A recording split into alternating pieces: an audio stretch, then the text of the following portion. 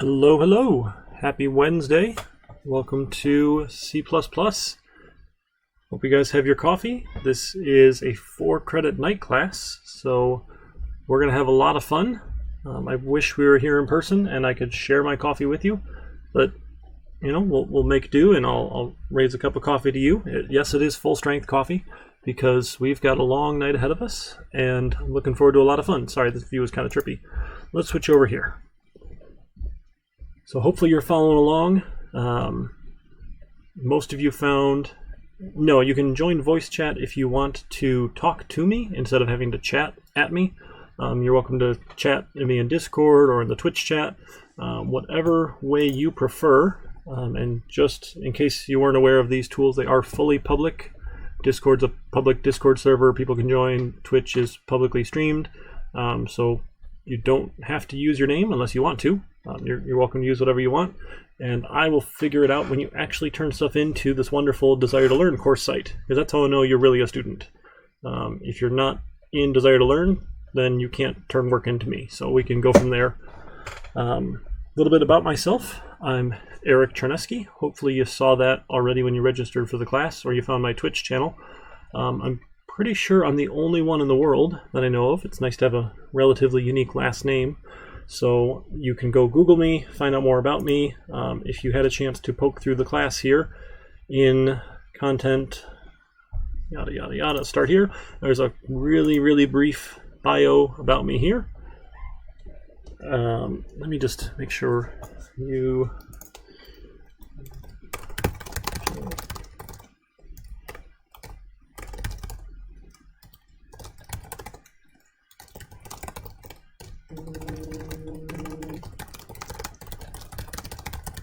just making sure whoever found the Discord here is in the right spot. Hey, Poggers, thanks for coming by. Ozu, good to see you. All right, so again, that's me. I look much nicer in this nice professional headshot than my laptop webcam in my home office. So, okay, that's all right though. I don't mind. I'm not a big fan of Zoom. I don't need to be seeing into your living rooms, bedrooms, wherever you're doing your work, and just having to manage everyone being muted and unmuted and all that stuff. It's just not, I don't know, I've not found it works all that well.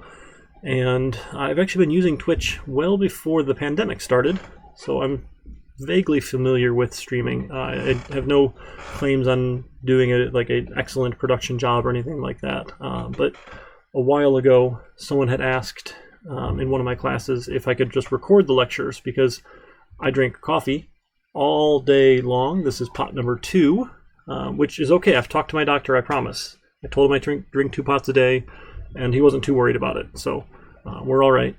Don't worry about me. But sometimes I talk really fast. I've been working on that. You know, I've been teaching since 2012 on and off. Again, check me out on LinkedIn. It's easy enough to find all that. I am a giant nerd, happy to say. I love technology, I love board games, video games, console games, outdoor games, what have you. Games of all types. Not the biggest sports ball fan, but other games, you know, at least that I play in, I think are much more interesting than watching other people play sometimes. And I am a fan of chess.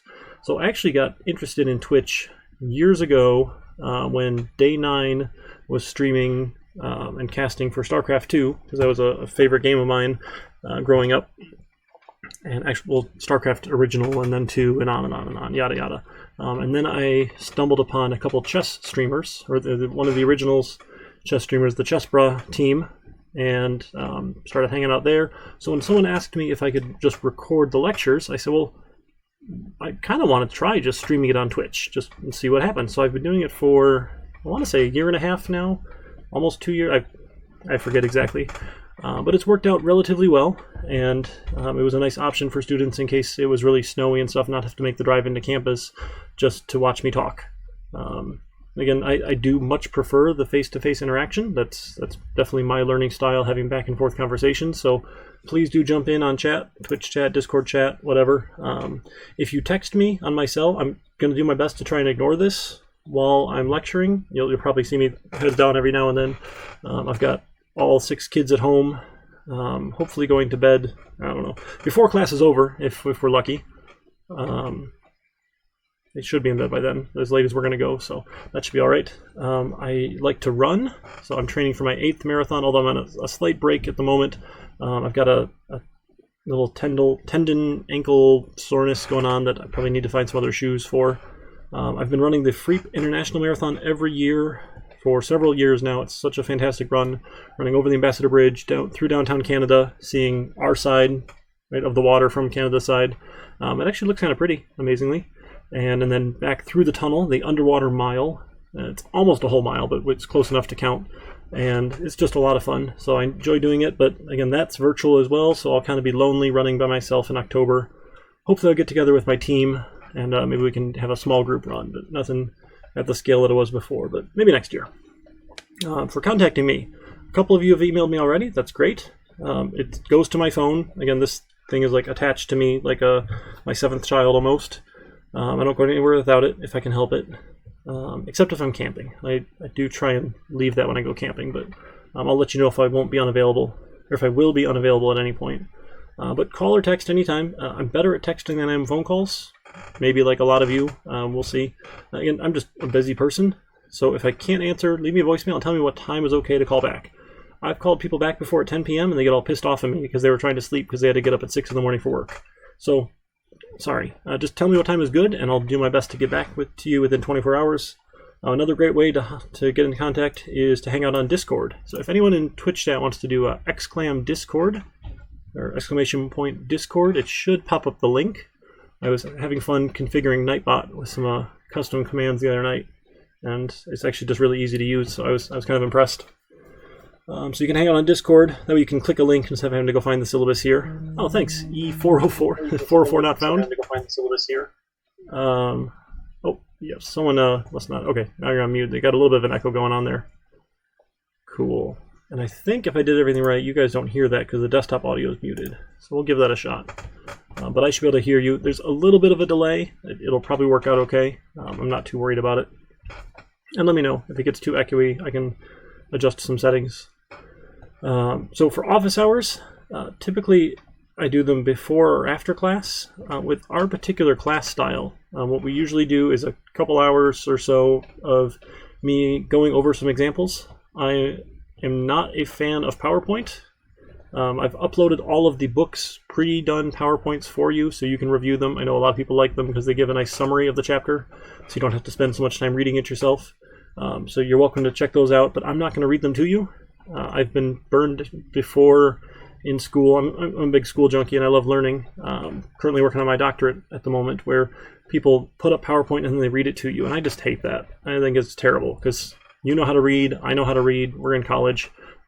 We should be able to figure that all out. So I'm not going to read PowerPoint to you. I am going to write lots of code and talk about it because I think that's the best way to learn by example. So for the hours, I've got a survey I sent out. Did I include the link for you guys? I don't. Actually, I might have lost that link. So I've got 2 morning classes. The CIS 1500, our Intro to Programming class. They meet from 10 to noon, Monday, Tuesday, Wednesday, Thursday, because I have a Monday, Wednesday, and a Tuesday, Thursday. Hey, yeah, throw out those PogChamp emotes. I love it. So good to see you guys. Thanks for joining in on the chat. So I'm going to be doing office hours before and after class for them. So it's in the morning and right around noonish. If that's, I'm imagining might not be good for you guys. But again, our class format, I'm not going to spend all 3 hours and 45 minutes talking at you. I mean, I get bored of hearing my own voice after long enough. And really, when we do meet in person, the way the class is designed is for us to go over some examples and then to try them in class when you have your computers in front of you. So it's not meant to sit and just watch me for 3 hours and 45 minutes. That's terribly boring. And I understand that. So I don't plan to go much later than 9 p.m. any night if I can help it. The one night we have the midterm, I might need to go late because I need to make sure you have time to take the midterm, and we'll figure that out when we get there. But we'll go over that. So I'll send out a link. Again, if you can't make the office hours, just email me, call me, text me, chat me, whatever. I'll try and arrange a time to meet that does work with your schedule. I do want to be available if I can help it, because I know there's very few things that are as frustrating as not being able to solve something and not knowing what to do next, and you're just banging your head against the wall. So that's no fun. So that's a little bit about me. If this were an in-person class and not public on the internet, I'd ask you to introduce yourselves, but again, we can do that later, or you can just tell me in the little form, hey, Uncle Bill, thanks for dropping by. Hey, if someone else in chat wants to try dropping !TKF for the Knowledge Fellowship, it's actually how I got in touch with Prof. Melko. He's a chemistry professor out of Florida, somewhere northern Florida, I want to say. He and I got highlighted in an article that the Chronicle of Higher Education sounds super fancy, but it's not. Hey, thanks, Uncle Bill. So we got involved with the Knowledge Fellowship. It's just a group of people, and it's not just college teachers or anything. It's anyone who has educational content that they want to share and have open, because we believe in open education, open access to things. You can take a look there. They've got a great Discord server that's pretty active, tons of different content topics, really smart people who just love sharing their knowledge, which is cool. Sorry, I've got 2 monitors now, and the second monitor is above my laptop, so I keep looking up at chat, but like my webcam's here in the middle, so it's going to look like I don't know where I am, because I'm not looking right at you. I'm like staring at the webcam right there. I don't know. That's just a little tricky, so sorry if it gives you motion sickness watching me look up and down. And then I've got another laptop over on the side, so hopefully it won't be too bad. All right, so the first bit that we're going to talk about today is the core syllabus, and then we will jump right into content because we just don't have enough time in 15 weeks to get this all done. So the book that we're selling through the campus bookstore is the loose leaf edition of the 10th edition of the C++ book by Gaddis, Walters, and Muganda. Any version of the 9th or 10th, don't really care. Like, if it's loose leaf, if it's hardcover, paperback, international, whatever it happens to be, you should be perfectly fine. Not too concerned about it. So that's the textbook information separately from the syllabus, in case you were confused. Do let me know if you have any trouble with that. And then we'll talk about the syllabus. Yeah, enthusiasts, hobbyists, tradespeople, anybody who just wants to share some knowledge, and Twitch is just an amazing platform for that. Again, the website, no, this is Desire to Learn. That is our course management system here at Oakland Community College, where I teach. This course catalog description should be a copy-paste if I did it right. So, all stuff we're going to be talking about in the content, or in the course. Weirdly, this is a 200 level class. Jacob, I'm sure if you search hard enough, you'll find one. I do always want authors to get the money that they deserve for putting in the effort. But I do understand the textbook industry is a bit of a racket. Like, there's 10 editions now, and C++ hasn't changed all that much. I know, but Mr. Gaddis is a pretty good guy. I've never met him personally, but he writes a decent textbook, and do recommend, if you have the ability, to go pay for the book. So he gets his cut, Pearson gets their cut, and whatever. So I'm not in on that, I promise. I just get paid for teaching. So if someone does like ! lecture or ! class, I think I've got a little disclaimer set up now. So just give a little info about the class, and not about this specific one, because we have a lot. So yeah, if you've got a copy for $15, that's fantastic. I mean, used is fine too. We're not using any like the access codes that you need a brand new copy for, like Pearson loves to do.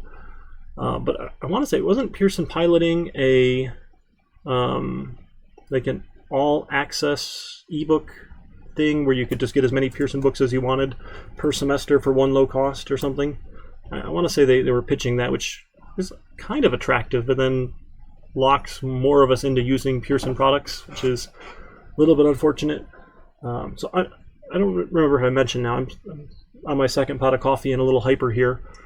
This is my first semester as a full-time faculty member, which means I now get additional responsibilities here at OCC, which is cool. One of the things I'm looking at doing is helping find a good textbook for this class and the other classes in the programming track. The book we use now, if you are continuing on in the software engineering track, we will use the exact same book for the Java 2 class, 2151, which I'll actually be teaching next semester. So If this works well, this format works well for you, great. You can go ahead and hopefully you'll be happy to register for my class. If you hate this because it's just not your thing, I'm sorry. There are some other people teaching 2151 in the winter, so don't be too disappointed. So no prereqs. It is a 200 level class, 2000 level class, but there are no prereqs. Has anyone not ever programmed before? I kind of assumed coming into this, because I'm dumb, that because it was a 200 level class, everyone had taken an intro to programming class before.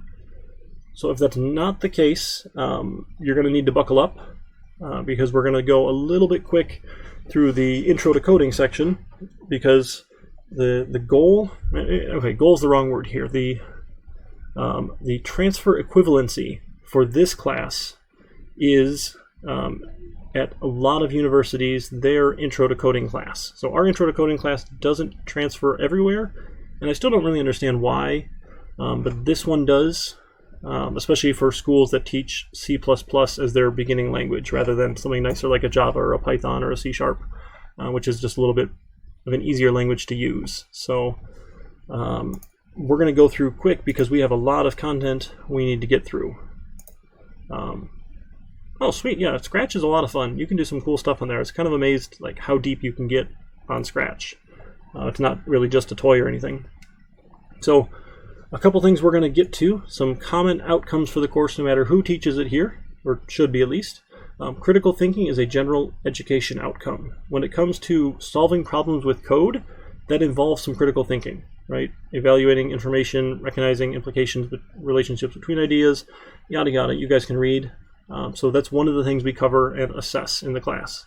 Then we have 9 other things that we're going to assess across any section of 2252, no matter who teaches it. You know, funny story about Comic Sans, I had read a while back that because it's not, I forget whatever the other words is for fonts, the letters aren't exactly the same. Like if you find a D and a B, they don't look the same backwards and forwards. It's actually easier for people with dyslexia to read in Comic Sans. Now it's not as good as some of the specifically designed for dyslexia fonts, but it's accessible because almost everyone has Comic Sans loaded. So I've tried doing everything in Comic Sans. I have a daughter who's dyslexic, and you know, if I can do something to help with that, that's fantastic. It's pretty easy to remember to switch over, and then it's just a fun conversation starter. If you're on the team that just hates Comic Sans because you think it's terrible, I apologize, but you'll learn to love it, probably. Yeah, I've done a fair amount of coding myself. I won't say I'm bad at it. I don't want to be that self-effacing or anything, but I'm definitely not like a super talented rock star can solve any problem ever in the world, super algorithm solver stuff. So, hey, glad you're here. IEMJE. I don't even know how to pronounce your name, I'm sorry. But glad you're here. So a couple things we're going to cover. The standard template library, we don't hit till the end, but we'll get there working with a couple components. So sequences, associative containers, iterators, and algorithms we'll touch on. The basic level programming stuff. If, else, while, for, switches, symbol complex data types are passed by functions. Interesting in C++ is passing by value or passing by reference. This makes a big difference. It happens in other languages too, but we can do some weird stuff in C++ with it to force one or the other.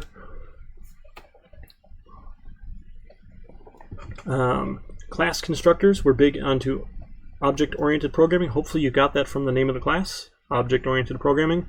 Apparently we ran out of letters, so the official title is object-oriented program. I just added the ing because I'm assuming it's supposed to be there and sounds terrible otherwise. So we'll look at some class code, object-oriented programming. We'll touch on recursion, function templates, function overloading, operator overloading, all this good stuff. Efficient use of arrays and vectors. Great. They're cutting back on letters now. Yeah, Rory. Times are so tough we have to take out the ing. You know, English might be easier, though, if we took out a couple letters. We'll talk about pointers using constant and pointer function parameters, pointer expressions, pointer arithmetic, all that fun stuff. Exception handling and user-defined exceptions. I'm a huge fan of using exceptions. I think this is a phenomenal practice. We don't spend enough time teaching it other places because I've taught other places. Yeah, exactly. Get rid of the X. Just use KS, or get rid of the C as well because we have an S. We have a C. Did you guys know that the phrase, it's not just one word, but the phrase Pacific Ocean uses all 3 sounds of the letter C in it? Really, write it down, Pacific Ocean. You get all 3 sounds, it's crazy. English is such a terrible language for teaching kids how to read. But anyway, we'll also get into inheritance, composition, polymorphism, access specifiers, abstract classes, virtual functions. Yeah, that's a lot of fun, I promise. I've heard Arabic is really hard to learn. That's all secondhand knowledge, so I've never attempted. I did try and learn French briefly in high school when they told me I needed to take 2 years of a language to get into college. I took French.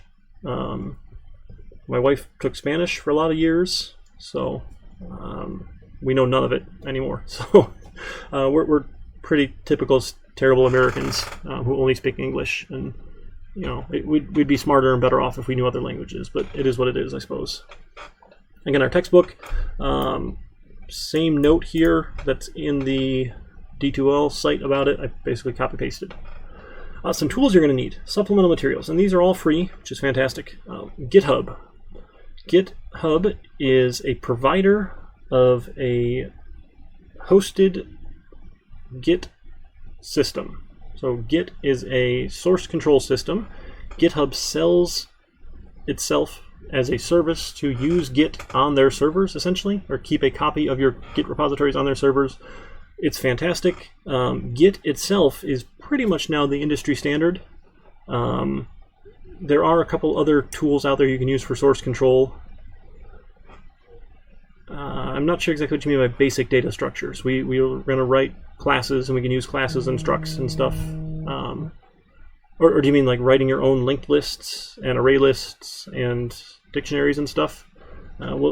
We touch on those, but in this course we don't get into writing our own. That's the next level. You can take a data structures class on that. And at the university, I also teach at U of M Dearborn. We get into those in the second programming course. And we get into that here at OCC in the data structures course. We teach data structures in Java, so you don't have to deal with this C++ stuff because we teach our intro to programming class in Java. So that's the familiar language we use. But all the concepts are the same.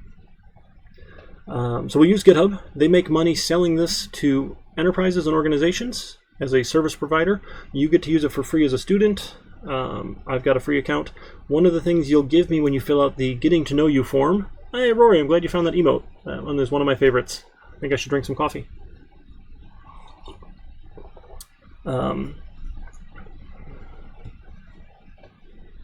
Git. Yeah, they make money selling it to enterprises. We'll use a free account. I'm going to keep a public repository that anyone can access to see all of the code examples I do in class.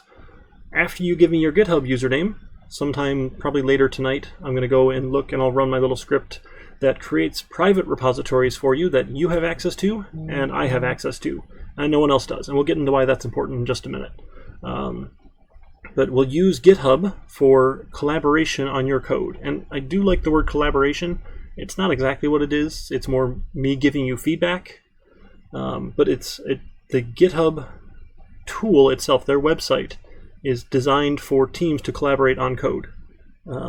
So it works out really well for me to give you feedback because I can go into individual lines and say, hey, here's where you had a bug, or I like this thing here, or maybe you could have done this spot different over here.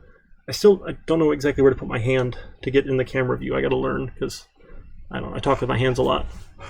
So GitHub is fantastic. They're owned by Microsoft now, which I'm a Microsoft fanboy, so it doesn't bother me at all. There are other providers of Git hosted solutions online. GitLab is a big one that's out there. There's a couple you can find. We're going to use the GitHub desktop client. I know we're going to use Visual Studio, and I know Visual Studio has integrations with Git. I sort of like using the desktop client because this will be the same for you no matter what language and IDE you use.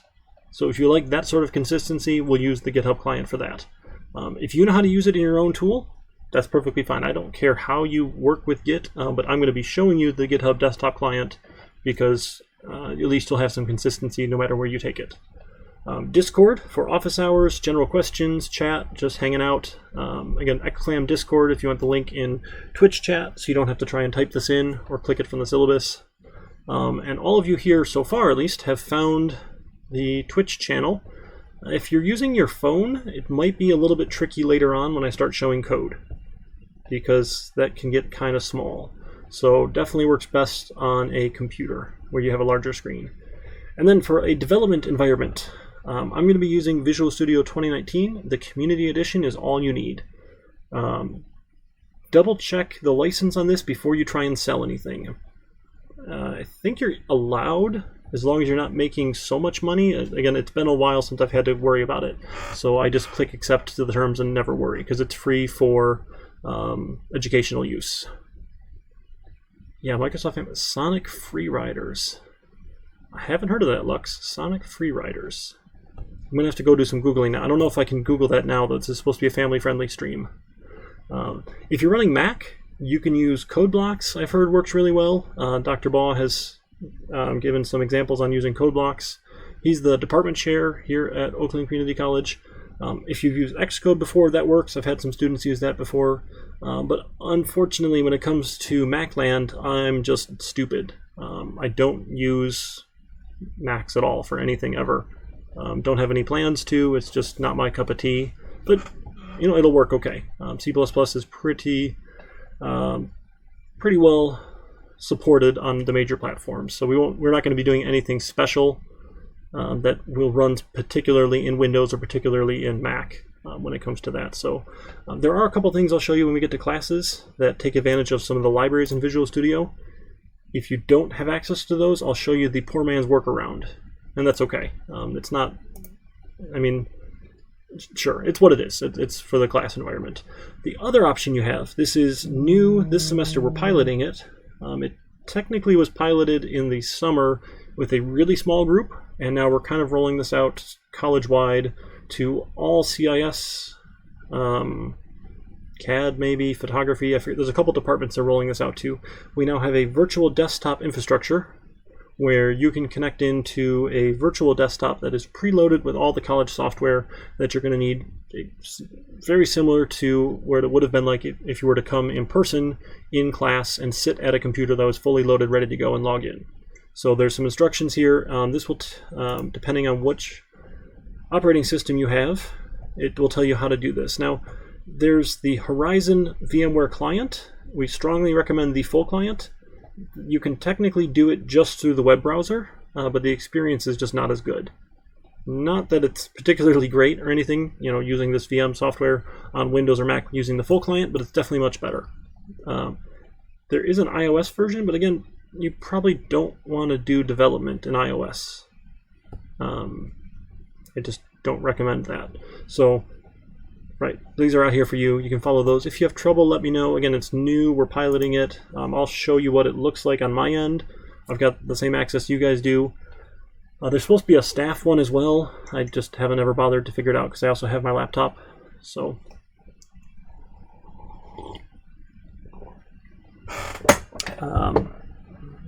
yeah, and if you haven't noticed by now, I'm a little, I don't know, is jumpy the right word? At one point, I've gone through the course reviews that I get at the end of the semester. They're fully anonymous, so and we'll get to that at that point. But one of the comments someone left, and I'm actually a little proud of it and a little embarrassed at the same time. They said, Charnesky is like a squirrel with an adrenaline shot. So I'm kind of all over the place sometimes, but usually we'll get back on track. So if you do have questions, though, please just jump in. You don't feel like you're interrupting anything. If you're not sure about something, it's really likely someone else isn't sure about it either. I promise you that. I know it's a cliche, but it's really true when it comes to this environment. So if you're not sure about it, ask, and I'm happy to talk about it. I'll answer several questions and try and explain it again and explain it again. I've been doing this for 15 plus years now, so maybe there's a couple things I might take for granted and not spend enough time on because it's obvious or seems obvious to me, when if you're new to it, it's not all that obvious, and I've just forgotten that feeling of what it's like to be new to it. So please do jump in anytime, interrupt and ask. I'm more than happy to answer your questions. All right, some assessment policies and procedures. This one particularly around plagiarism and cheating is a pet peeve of mine, and hopefully it irritates you guys as well, because it just strongly upsets me when someone cheats and earns credit for something. Because at the end of the day, if they're going to go get hired by a company and they see they have a degree from OCC and they cheated their way through and they're actually really crappy, they're going to think we did a terrible job, and it's going to look bad for us and for anyone else with the degree from OCC if you cheat and get through the program. So that's not cool, right? And it upsets me. It should upset you guys. You should be offended when your classmates cheat or want to cheat and laugh about it and whatever, yada yada yada, because it devalues the degree for everybody. So for my specific courses, and we're allowed to have a course-specific policy, if you engage in academic dishonesty of any form, you will immediately receive a failing grade for the class. And you get reported to the dean's office. You get to do a one-on-one interview with the dean about what happened. You can plead your case and to explain what happened. It is a boatload of paperwork for me to do, to fill out. I have to document things, I have to fill out standard forms, I have to send it in, I don't like doing it. It's really irritating, and it's frustrating. And then the dean has to do a lot of paperwork, and it upsets my dean, because he has to deal with it too. So if you're not sure if something is academic dishonesty or not, please ask. Right? I'm happy to talk to you about it first before you turn something in. And most of the time when we get in coding classes, and I've never seen college-wide stats, but I imagine it's pretty similar, is plagiarism. We do get the cheating on and off, but plagiarism when it comes to coding, that's a weird highlight there, yeah, just plagiarism, is presenting another's ideas, data, images, words, or products without giving credit to the originator. I'm not stupid. I wasn't born yesterday. I know there's this website called Stack Overflow that has all sorts of coding questions answered. That's actually one of the reasons I love programming. We're a rather interesting industry in the fact that people, just because they love sharing knowledge, will go and answer other people's questions about code. I'm not aware of that happening in other industries. Again, I don't work in the other industries, so it's not something I would necessarily be aware of, but I feel like that's relatively unique to our industry. Right? If someone is not sure about it, they'll post on Stack Overflow, and people, they don't get paid to do it. They just do it for their own, their own benefit, for moving the profession forward. Yeah, definitely, and the amount of open source projects we have, right, that people spend time, energy, effort, people donate to foundations to support open source code is super cool. And that's another reason I'm a big Microsoft fanboy, that they're moving in that open source direction. And they're not perfect, and they don't have, or they definitely do have their own warts and problems that they've had in their past. But as they're moving to open source more code, saying, yeah, let's make this a community effort. Right? Let's work on this. You can see it. We're not necessarily going to keep a lot of secrets. I think that's really cool. But don't turn in someone else's work as your own. Anytime you turn something in, what you're asserting is that it's your work, because you're the one giving it to me with your name on it. Right? And that's what happens in Desire to Learn. When you turn it in, it has your name on it. If you find something online, I'm fine with you citing your source, and we'll talk about code comments and all that good stuff. Just drop a comment in and say, hey, I got it from here. Right? If you found a solution to a project online, it's because I was dumb enough to not do some Googling and see if you could already solve this problem. And that's my mistake, not yours. Again, you might want to ask at that point just to clear it. But once I've posted it and given people the assignment, I'm probably not going to go back and be like, oh, there was a solution online, crap. Maybe, we'll see what the situation is. But my goal is to come up with unique-ish projects. I mean, there's not necessarily anything unique in terms of the tools we're going to use, but the problem you're going to solve, the task our code will do, should be relatively unique that you can't Google it. And I should also say, by not being able to Google it, that also means you're not going to cheat. Chegg.com is a terrible website that I hope gets shut down because they are terrible people and they piss me off. it was started as a study tool, which is perfectly fine, right? Here's textbook solutions to problems with some great notes. Fantastic. Now what we have happening is they have a tutoring service. You go post a question on there and pay someone to answer it for you. You take your homework project, post it on there, pay someone to answer it. That's not cool, right? At least on Stack Overflow, people will call you out on that and be like, hey, this looks like a homework project, go do your own work, right? Or like say, hey, if you need help with this one particular piece, we'd be happy to help you with one piece, and we're not going to do your homework for you. Chegg just doesn't care, right? They want to make their money, and they're going to solve problems because they're terrible people. I had to fail 8 people one summer because they copy-pasted the answer that someone had provided because one of their classmates had asked on Chegg for someone to solve it, and 8 people went and Googled it later, and it was out there.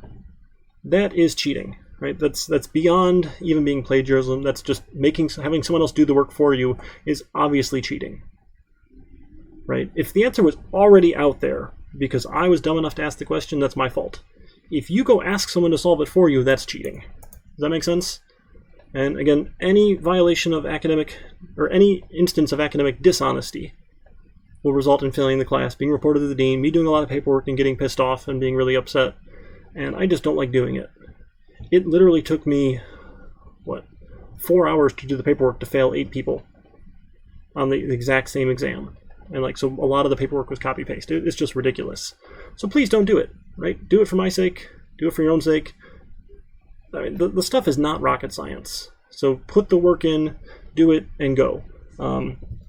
Now, I do understand some people cheat because they feel like they just can't solve it, don't understand it, and they're stuck. That should never be the case, right? At some point you need to do your own work here, but if you're stuck and don't understand what to do, come and ask questions. Hop in on the Discord and ask. You guys are welcome to talk to each other about the project as well, but my typical rule of thumb for this, for how much is too much help, is you're welcome to have a conversation about ideas, approaches, hey, I might do this, but the minute you start taking notes, then you've gone too far, right? Because then you're like writing stuff down, exactly what you're going to do here, and so on and so on. You've probably gone too far. So, talk about, hey, I might use this particular technique or whatever it might be, right? But we're not showing them code, having them write down this particular line of code. And I know you're not writing it. I'm sorry. I'm terrible with my hand motions. You're copy-pasting or chatting or whatever. I mean, I'm running a Discord server for you guys to chat on. I understand you know how to do that. And I'm a student myself. We just joined a WhatsApp group for my class of all the students in the class so we can talk to each other. Right?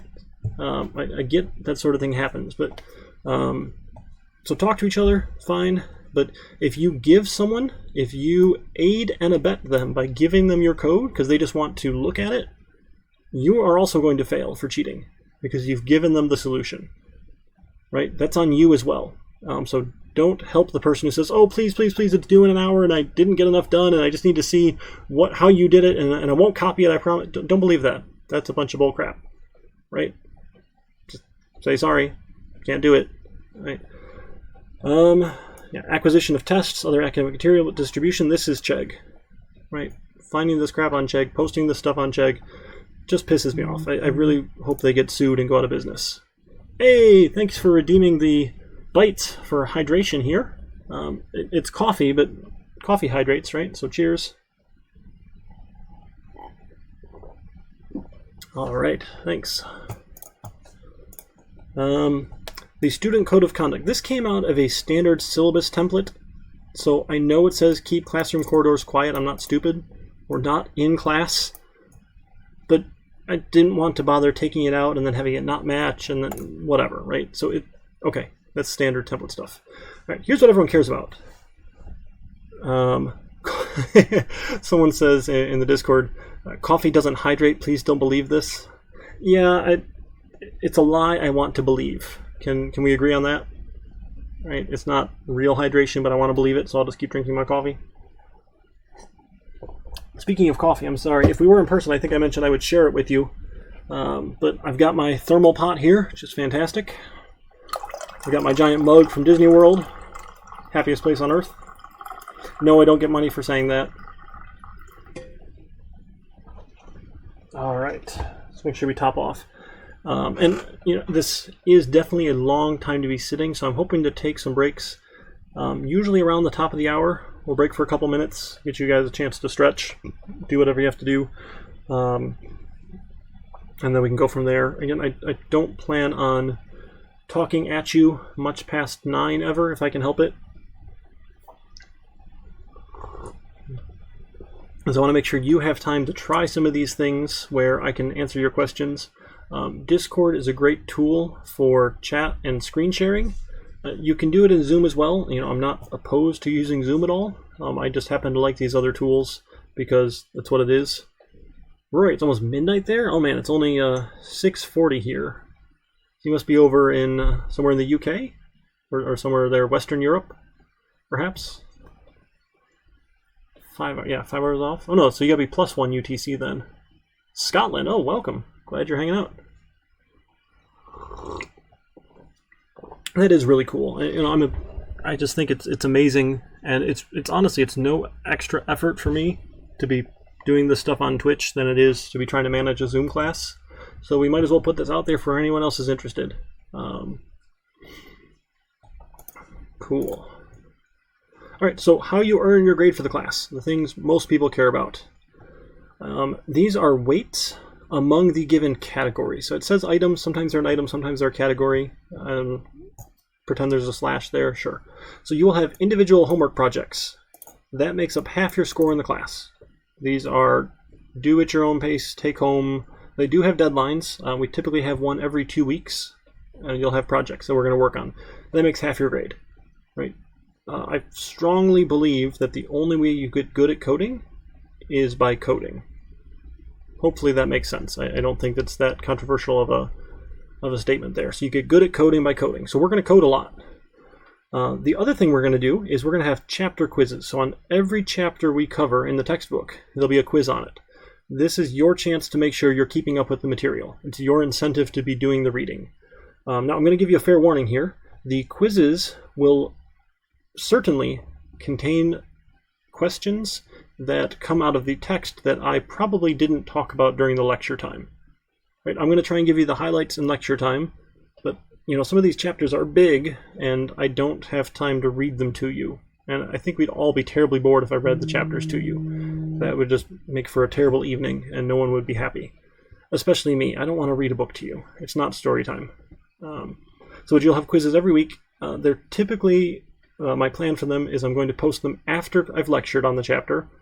So that I'm going to try and include things that I've talked about and like focus on the stuff that I lectured about. But we'll also include questions from the chapter themselves, so you have to do the reading.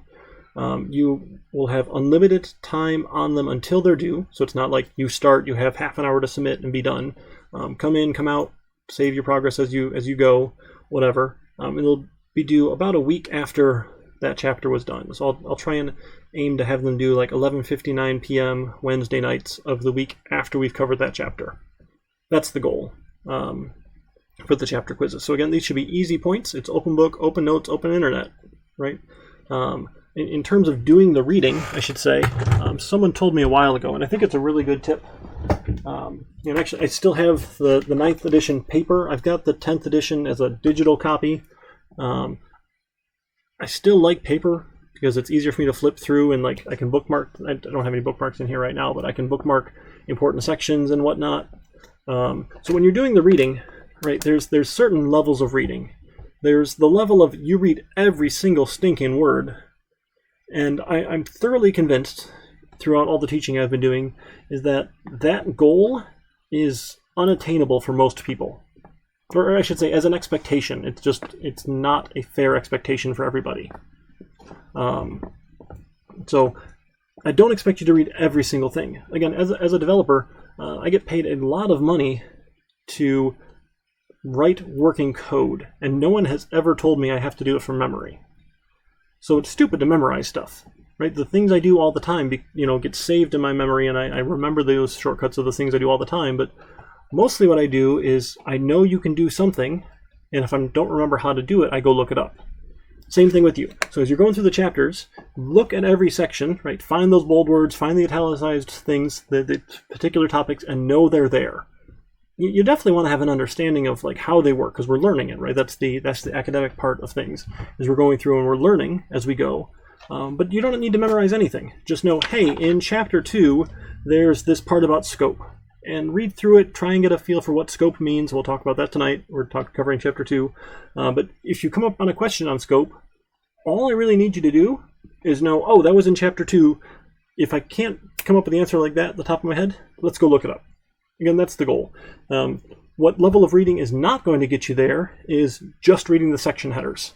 If all you do is say, oh, here's Chapter 2, there's the 16 sections there, I've got it, I know where to go find it, that's not going to be enough, right? Because then you've not actually understood it well enough, and you haven't put enough time in to absorb any of the material. Yeah, so Kazim, in terms of, you should be graded on whether the code can run or the depthness of the code. I don't necessarily understand what you mean by depthness. It's really hard for me to grade something that doesn't run. I do try to give partial points for things, but on every project you have, I'll post a rubric. And the rubric will say, you get points for this, you get points for this, you get points for this, you get points for this. And then it's up to you to decide how many of those things you want to accomplish. Ideally, you do all of them, and you get all the points, and you'll get a good grade. But if whatever life happens and you can't, you can say, oh, it's worth me skipping this one because it's only worth 1 point, and I'm going to focus on this feature, this part of the program, because it's worth 5 points. That's all up to you.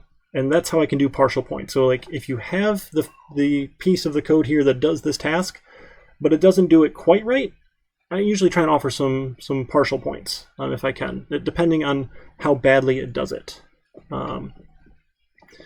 Yeah, it's easy to read something and then 30 minutes later forget it. That happens, but you know, knowing that it's out there and then knowing where to go look it up again, I think is huge. So we will have a midterm. That's the only exam for the class, thankfully. I hate exams. I think they're a terrible way to measure if someone has learned anything. But this is academia, and we generally have exams because we have always done them. I don't know, we're learning, and we're working on ways of assessing things better than sit and take a test.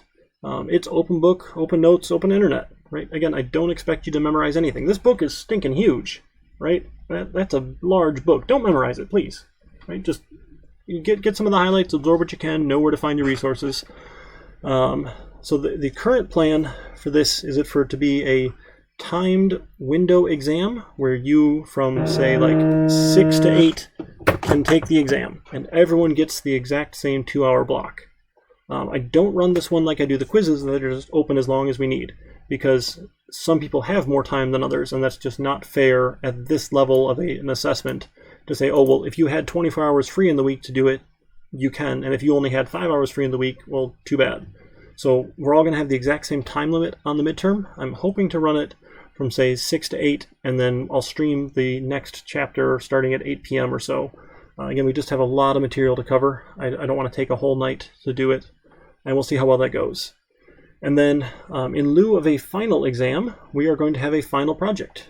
Again, I'm mostly concerned with, can you code? Right? Can you code specifically in C++? Right? This is the C++ class here, and that's what I want to be able to assess and measure for you, and to see if you learned it. So the final project will be worth 25% of your grade. I know it feels like a lot. We're going to have a checkpoint halfway through. You touch base, have an individual meeting with me. We'll look at what you have, the plan for getting the rest of it done, yada, yada, yada. Don't feel too bad about it. Hopefully this feels better than seeing a final exam worth a whole lot of your score. Right? To know you'll have about a month to do this one. That's like all we focus on at the end of the class. So don't stress too much. The letter grade. Some of you care about your GPA, which is perfectly fine. That's great if you want to graduate with honors. You definitely need to care about that. If all you need is transfer credit, if you're moving on to university and whether or not you're going to get an associate's here or not, C's get degrees. That's generally the rule of thumb. You may or may not want to clarify with the counselor or whichever admissions department at your school of choice you might be transferring to. But as far as I understand, we generally transfer C's for credit at other institutions. And just a pro tip for any of you going into computer science, if math is not your strong suit, and you're already here at OCC, but taking calculus here at OCC and being able to transfer in credit for it and not necessarily a letter grade is really helpful when it comes to your GPA later on in life. I had a student, unfortunately, over at U of M Dearborn where I teach, who got denied from several internships because the company said you needed to have a 3.0 or better GPA to even be considered for an internship. And their GPA in the CIS classes was fantastic, like a 3.8, 3.9 something, but they had failed a math class once, had to retake it, gotten a C or something great, not great on it for the math classes, and that just tanked their overall GPA, which is a big shame. So if you do have that option, find the math classes that transfer and do that. Oh yeah, a recommendation for taking math with Hopkins, fantastic. I actually had math years ago with Roth here at the Orchard Ridge campus. I say here because that's my home campus where I will be teaching in person eventually. But yeah, math with her was fantastic. Go check out the reviews, like Rate My Professor. Do take it with a slight grain of salt. Places like that, you generally get people who are very happy and kind of considerate and will take a few minutes to, because they use the site a lot, rate people well if they've done well. The majority of people just don't. They'll look stuff up and never do ratings, and then you get all the people who are pissed off. So I've got some reviews out there of people I pissed off. Sure, I mean, it's fair criticism, I suppose. I'm not going to argue with them about it, except for the one they posted it on the wrong class. That one I objected to in their system. But other than that, again, check that out. Make sure you're taking classes with profs who are well respected and that sort of thing if you can help it. Definitely well worth your time. The end grade policy here at OCC, essentially, if you don't turn in the first homework assignment, the first project, I'm going to assume you never attended. I'm not going to take attendance because this is public and you don't need to give me your name out in the public internet. So, right? But if you don't turn in the first project, I think by the third week I need to mark you an N. And before I send anybody that mark, I'll be contacting them and making sure, figure out what happened. So don't worry too much about it. This is more if we're meeting in person. This is much more important. But you don't want an N if you're getting financial aid. Bad things happen. So just make sure you or at least stay in touch with me, and that won't happen. In terms of a late policy, I think I messed this up when I took the template. It said, don't come late to class. That's sort of silly at this point because I'm trying to run these classes synchronously, being live on Twitch because that's my learning style, being able to interact, have discussions, have some back and forth. That's great, but if it doesn't work for you or you just don't have the time, whatever it happens to be, you're welcome to watch the recordings after the fact. So there's no, hey, you didn't show up today. We don't have discussions. It's just not that kind of class. So that's what it is. So, but there's also, I guess, in here I should mention late work. I don't take homework late, right? The projects are due when they're due because I'm going to be going over the solutions in class or while I stream. I'll stream the solutions so that everyone can see how I might approach it for solving that problem, or if they weren't able to get it done the right way or all of it, whatever, I'm going to go over the solutions. Once I've gone over a solution, I'm not taking it from you. And hopefully that's obvious as to why. So projects are not taken late. If you do have some sort of extenuating circumstances, let me know ahead of time, and I'll do what I can to work with you. Some sort of medical family emergency. It's possible I can not go over the solution then and maybe give you some other time. But again, it's got to happen in advance because I go over the solutions. So just stay in touch. Otherwise, I don't take things late. Same with the quizzes. Just get it done during the week. Right? It's not going to be too big of a deal. Other general student policies and support. Man, this takes forever. I'm sorry. You guys probably read this. I don't mean to read the whole thing at you. Again, trying to go over some highlights, pull some stuff out. FERPA, I can't give your personal information to anybody. What this typically means is if you email me with your non-student email, I can't give you any personal information, grades, scores, whatever. I can answer questions about, hey, I'm having trouble with this. Sure, I can help you there. But what I'm actually going to do in practice is if you ask me for your score on something, I'm going to say, go look in Desire to Learn, because it's your login that gives you access to Desire to Learn. Fantastic. And I'm not doing any violations of FERPA because you have access to it. So that's pretty much my rule of thumb. If someone asks me about a score, I say, go look in Desire to Learn. Go leave me a comment in Desire to Learn on your grade there. That's just easiest for me. I can't talk about it over the phone because I don't know how to verify it's you. So again, I'll say, hey, ask me in Desire to Learn. That's our course tool for this. If you need any sort of reasonable accommodations through the Americans with Disabilities Act, please contact the Access Office, have them contact me, and then I can work with you. I actually learned at a training whenever that was ago. I don't know if illegal is the right word, but it's a violation of policy for me to give accommodations without notice from the access office, because they're involved in making sure everything's done the right way and yada, yada, yada. All the paperwork, right? But just making sure we're doing the right thing, because they're the experts at this. I have no clue, honestly, about most of this stuff, because that's not my area of expertise, so that's fine. The Academic Support Center, I actually strongly do recommend you go get in touch with them. They offer free tutoring, which is phenomenal. Pretty sure I saw a tutor for C++. I would have to double check that again. I don't believe we have any supplemental instruction for C++, sorry. And they do have a ton of study skill seminars, so especially if you're new here, go take a look at some of their study skill seminars. They've got one on being a good student in this remote online environment. It's fantastic. They had sent an email out to all the profs and said, hey, might you consider asking students to do this and possibly giving them extra credit? I do not typically ever give things that are extra credit that are not related to the class for college. You know, occasionally an assignment might have something you could do above and beyond for an extra point here or there, but typically it's college, is my point of view. You get the score that you earn from doing the work that you're supposed to be doing for the class, not because you went to these extra seminars that have nothing to do with computer programming. So check them out. They're great, they're fantastic, but you're not going to get points for it. D2L, technical support. That is related to things like the quiz in D2L locked you out, or closed, or a file's not downloading, or whatever, like technical issues with the website itself. Content questions go to me. Right, I'm putting the content out here in the site, so ask me that. Login issues, you just reset your OCC password and it should just work for you.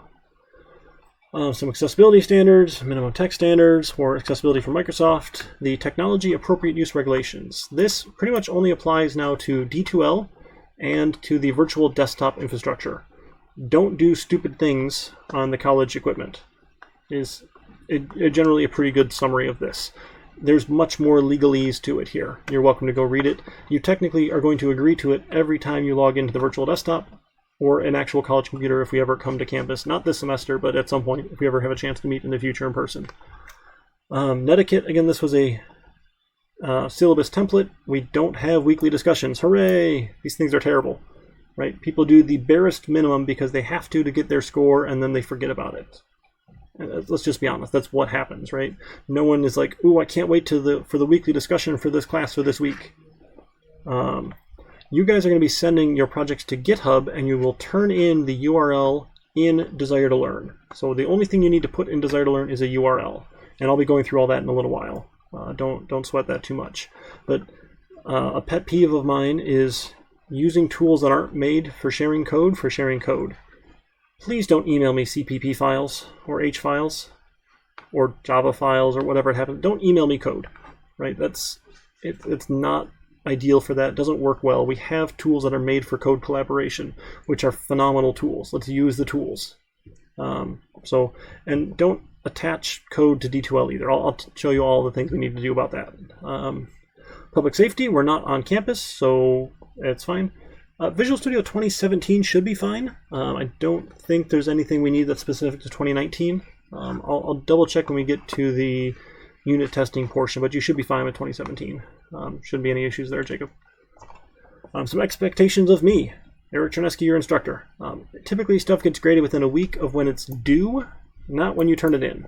So if you turn things in early, it doesn't put you at the top of the queue. I typically wait till everything's in and I can go through all of the submissions all at once to help me just kind of evaluate them together. So a week after they're due is when I usually get them back, or within a week. If I'm going to be later than that, I'll let you know. I know it stresses people out to have things hanging with no scores. I get that. I totally understand being back on the student side of the classroom, how that's stressful. So I'll do my best here. And then email, other contact response should be way less than 24 hours. If I'm going to be gone for any extended period, I will let you know. But you can call, you can email, you can text, you can find me on Discord, you can send messages in D2L, all those good things, right? And I'll get back to you soon. If you haven't heard from me, you are more than welcome to pester me again, ask me again, like, hey, I didn't get a response, what's going on? It will never offend me, and it's fine to just poke me and say, hey, I didn't get a response. I'll just feel bad about it, because I didn't get back to you within the 24 hours. But again, you shouldn't need to. I'm usually pretty quick on emails and stuff, but please do try again if you need to. All right, the last bit of the syllabus, and then we can take a break. Sorry, took way too long to read this stuff to you. I'm sorry. You guys are probably really bored now because you read it already. I'm sorry. So we are going to move through essentially 17 chapters, skipping 2 of them. Right? We skipped chapter 1 because that's the intro to programming. No one said they've never programmed before, I think. There's technically no prereqs, but I kind of assume people might have coded before. If not, again, this will go a little bit fast through some of these intro chapters, 2 and 3, 4 and 5. Usually these are spread out a little bit more in the intro to programming class, and then we also cover chapter 1, which is like, this is how a computer works. There's hardware, there's software. This is what a CPU is, this is what RAM is. If that's not familiar to you at all, go ahead and read chapter 1, but there's not any quizzes on it.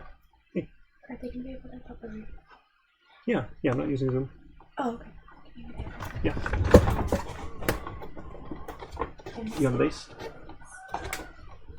Alright, cool. Alright, sorry about that. Had to get a couple things there for my kids to get set up tonight.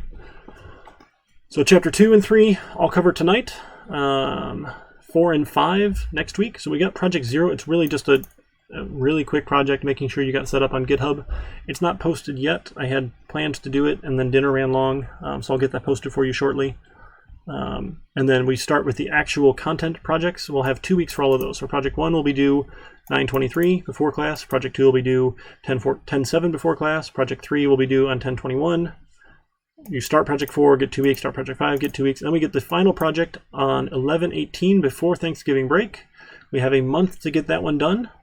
The last 2 weeks of class, week 15 here, we got set aside time for review, miscellaneous topics, anything I want to cover further we might not have had enough time to spend on from previous stuff. And then week 16 I have completely set aside for you guys to work on that final project. I don't remember because I'm a squirrel with an adrenaline shot. The final project is typically a group project when we meet in person, because we're there in person, and you can like turn to your neighbor and say, hey, will you work on this with me? And you can sit, and you've got an hour after class most days to work on it together. I'm not going to make you do that in this remote pandemic world. If you want to pair up with someone, you're going to be welcome to do that. But I'm not going to make anybody do that if they don't want to. So that will be an option for you if you happen to know someone or get to be friends with somebody here in the class and want to work with them. So that's, just keep that in the back of your mind, but we'll get there. That's not till the end. I guess 11/18 is kind of like still the middle of November, isn't it? Yeah. In terms of Visual Studio, you might as well get 2019 unless you have 2017 for a reason. The Community Edition's free, so it's probably just as fine to move to something later. You can keep 2017 if you prefer it. Yeah, that's not a problem. All right. We did pretty well. We covered all that. Any other questions about the course itself before we get into coding after a little break? No? You guys are doing good. Again, feel free to chat in Discord if you want. Right now it's set up public, and I don't have any private channels. I had entertained the idea, if anyone was interested, in setting up like a private student channel where you will direct message me and tell me, hey, I'm actually in one of your classes, like here's my student ID or something that I can go look up and verify, or give me a name, and I'll add you access to it in Discord. If you're interested, let me know. I'm happy to do that. My default here is I'm not going to do it unless someone asks, if that's okay. So again, hop in Discord anytime and chat. The Twitch chat for live streams is fantastic. If you do turn on notifications, just be aware I'm teaching 4 classes this semester, so you're also going to get notifications about Java, the other Java, because I teach 2 different sections of it, and a Python class. They're all intro to coding classes, the very first programming class people learn. So it should be a lot of fun. I'm teaching a lot of intro classes, and I enjoy doing it. It's one of the reasons I came here to OCC to teach full-time. It's just a lot of fun. I got into the industry and thought I wanted to get into management and be a CIO and do project management sort of stuff, and I just hated it. It was not fun asking other people to do work and not being so technical.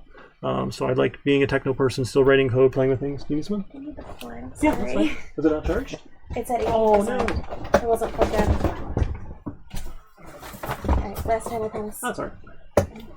You guys don't mind, right? I had to grab the power cord. Resend the links posted initially in chat. You're talking like exclam Discord or TKF.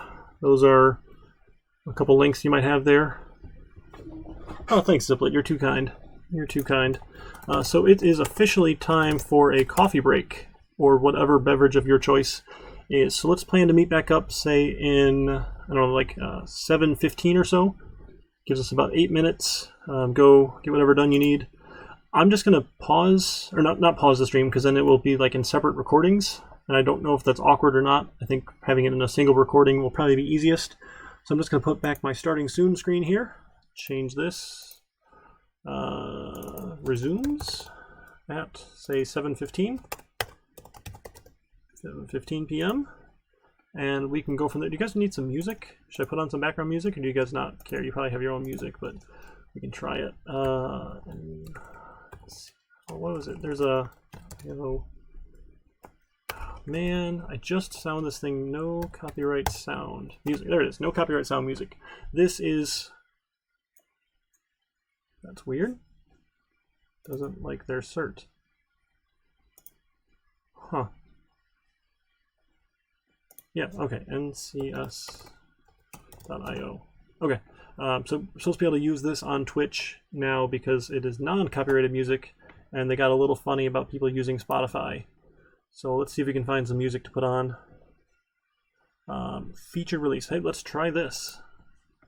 And let me turn on my desktop audio. Oh, I won't mute myself yet. I think, is my sound? Is it not playing? Play button doesn't work. There we go.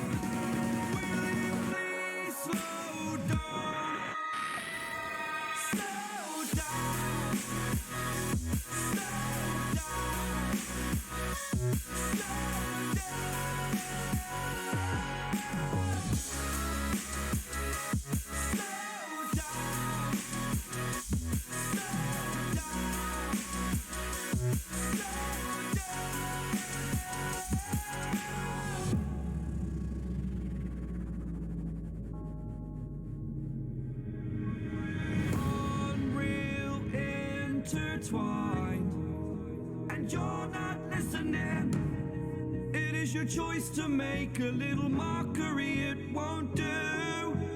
Further down the line, still surrendering, trying harder to forgive you.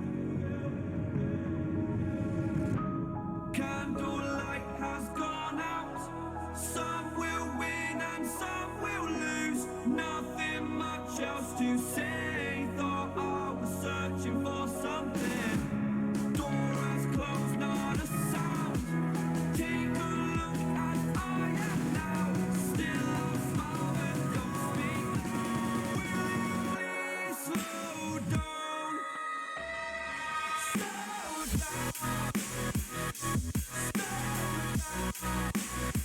down.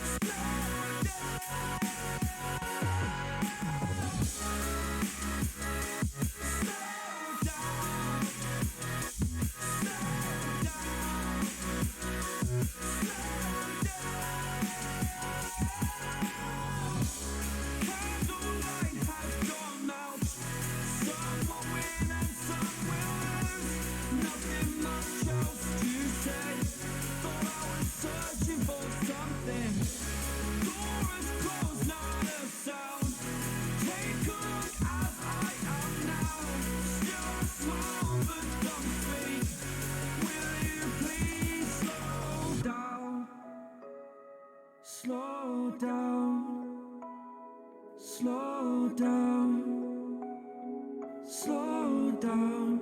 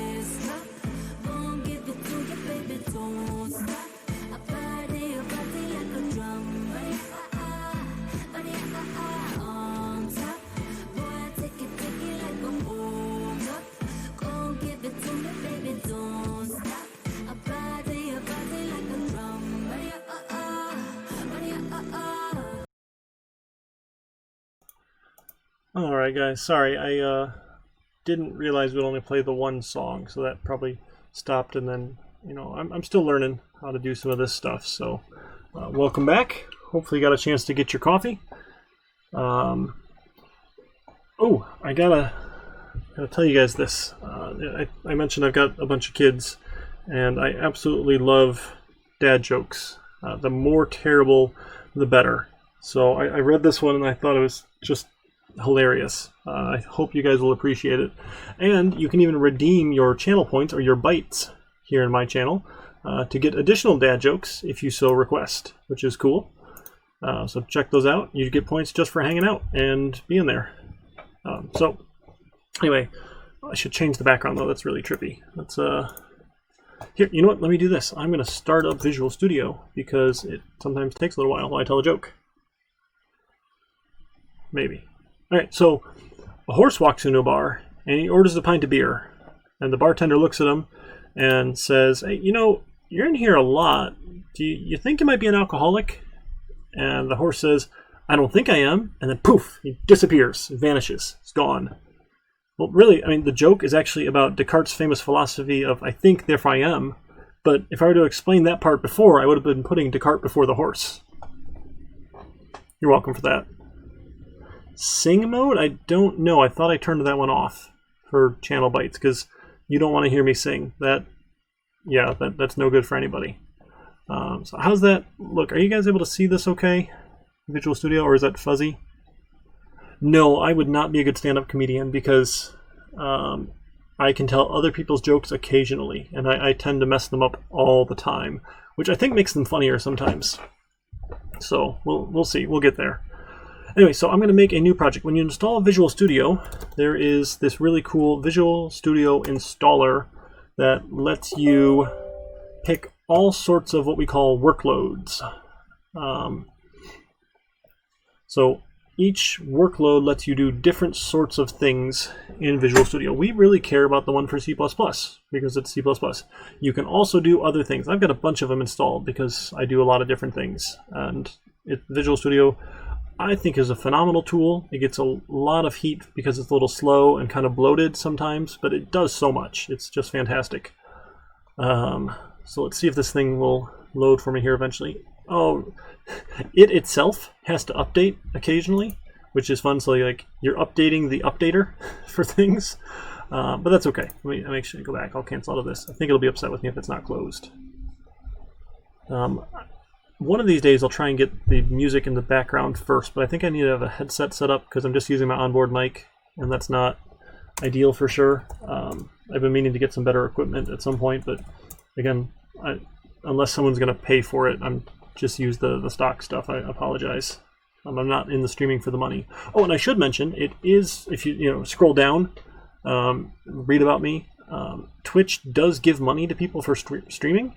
I have gotten the affiliate status thanks to my students coming and watching my stream. They kind of have to. Usually people have to like attract viewers because they have interesting content and whatnot, but that's a freebie for me. If you cheer bits or subscribe, it does eventually work its way towards me in the terms of monetary compensation. If you're a student, please don't do that. But in case you do, all of the money I get, no, not a full-time streamer at all. No plans. But if I do get money from Twitch, it will be donated to U of M Dearborn's Student Scholarship Fund in the College of Engineering and Computer Science, where I also teach. And I'm happy to provide proof of any of that to you who are curious. Please don't be upset and go tell the administration that I'm somehow double dipping, getting paid to teach the class and having Twitch pay me. All the money will get donated. And typically it's bad form to give your instructor money. So again, it just won't come to me. It will get donated right to the University Scholarship Fund. You have to get bits by either watching ads or buying them from Twitch, which is owned by Amazon. It's a fun Twitch thing for other streamers who do games and that sort of stuff or other content. For me, honestly, I don't care at all. It's a way that Twitch makes money because they take a cut off of anything that gets spent here.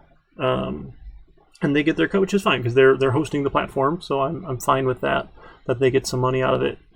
But for actual bigger streamers and whatnot, that's some people do it full time, and that's just blows my mind. Like if you would have said 10 years ago that someone like Ninja, or Tyler's his real name, right? He's actually a Michigan boy, which is really cool. That he could make so much money playing games online, people would have given you the craziest look. And I mentioned it to my father-in-law one time, and he just thought it was crazy. He's like, he gets sports ball figures making so much money because people watch them play the game because it's interesting. But like, why do we want to watch people playing Fortnite or other games? And, well, it's really the same thing. They're not doing a physical competition, but it's the same game, and we can play the game too. We can understand some of the skill that's involved with it, and it's fun. Other people play basketball or football just for fun, but they're not a professional athlete, and sure. So it's kind of interesting. All right, here we go. So we finally got this. So I don't need to do the update at the moment. It's probably better at some point to update, but I'm going to modify. So modify is what gets you these different workloads. I know the tool's a little slow. I apologize. We'll get there.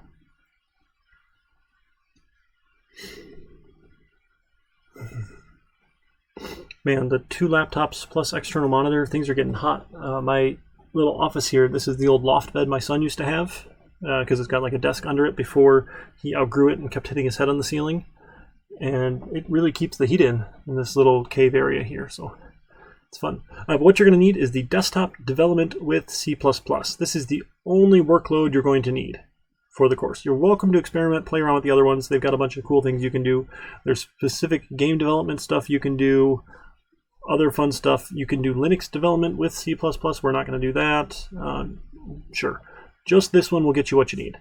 Once you've got that one installed, then when you open up Visual Studio, let me do that again here.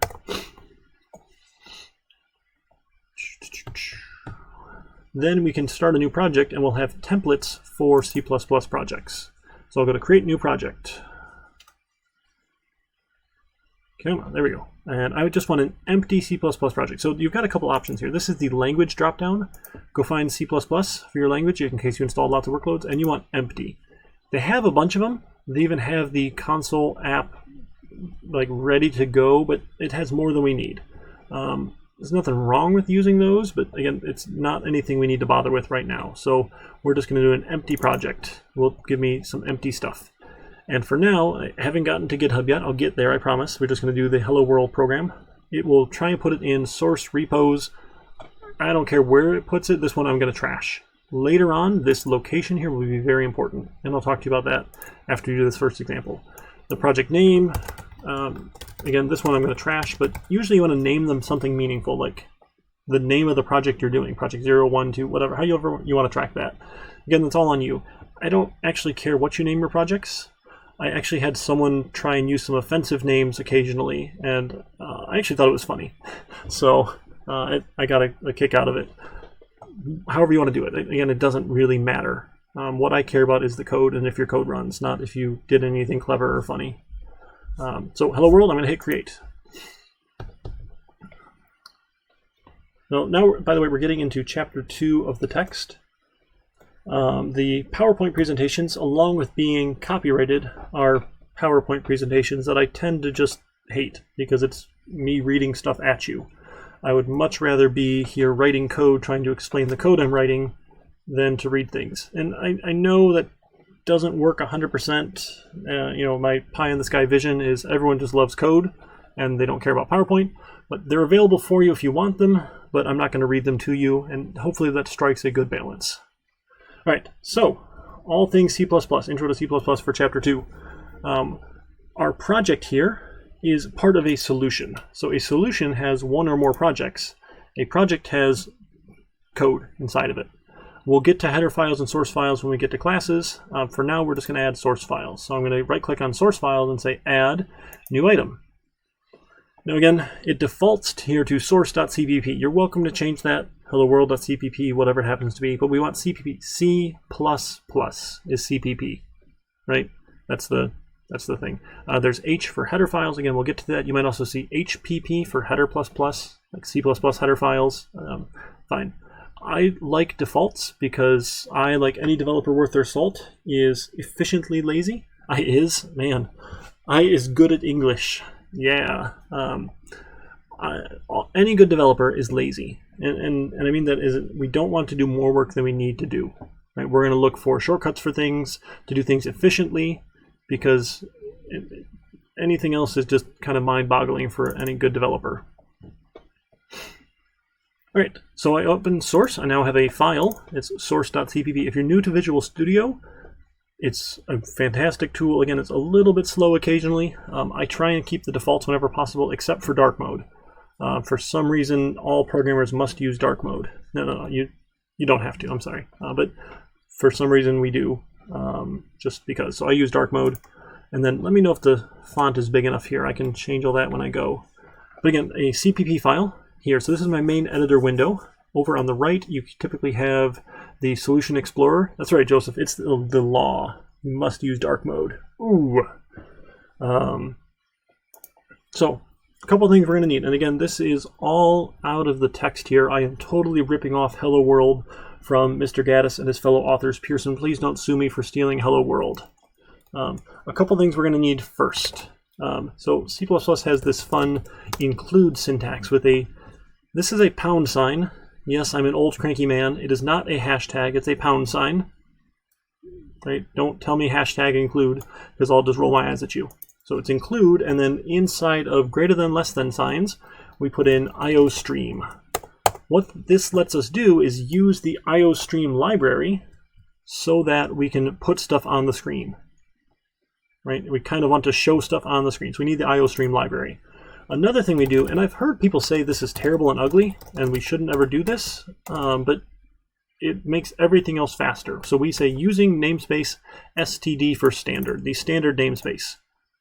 Again, sure. I like it. If you don't like it, go for it. I don't really care. You don't have to use it if you don't want to, but I like shortcuts, so I will use it, and everything should be okay.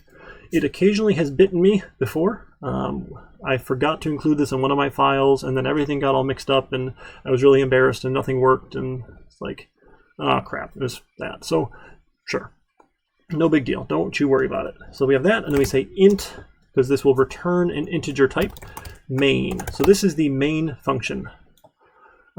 Curly braces. If you've coded before in Java or C# or probably other languages, I'm not recalling off the top of my head. Java developers use light mode, random hero. Curly braces. I'll take whatever the editor default is. And Visual Studio is really good at editing things for you. They have this advanced option here for format. Where is KD? Format the document. Control E, Control D will format for you, and it will do whatever you have told it to do, given its. I always thought it was KD. Oh, Control ED? Sure. I must be misremembering my shortcuts. It will do the formatting. So if you put it in a different spot, well, I guess it's not changing that one. I thought it did. Visual Studio can automatically put the curly braces here or down below if you spend enough time and care about it. I don't care what you prefer. I have gotten used to having the curly braces on the same line instead of one hanging and one closing. Again, I don't care. Someday when you are working in the industry and you get a paycheck, my advice to you is do the thing that the people who write your paycheck suggest. It's not a hill worth dying on. Same with tabs and spaces. If you like tabs, sure. If you like spaces, sure, I don't care. Someone at one point made a decent argument for tabs over spaces in terms of people with vision impairment issues, and that they can change the size of a tab much more easily to make things visual for them and line up better and whatever happens. Whereas if you change the size of a space, which you technically can do, it makes any time you have any spaces anywhere really huge. So technically there's a decent argument for tabs over spaces.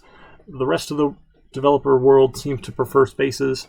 Honestly, I don't care, because like what I do, if I'm here at a line, I hit enter, and Visual Studio takes me to the right spot. I don't have to ever do my own tabs or do my own spaces. Again, I'm lazy, right? I'm just going to do the thing that's easy, and that's fine. All right, so we're getting there. So now we want C out.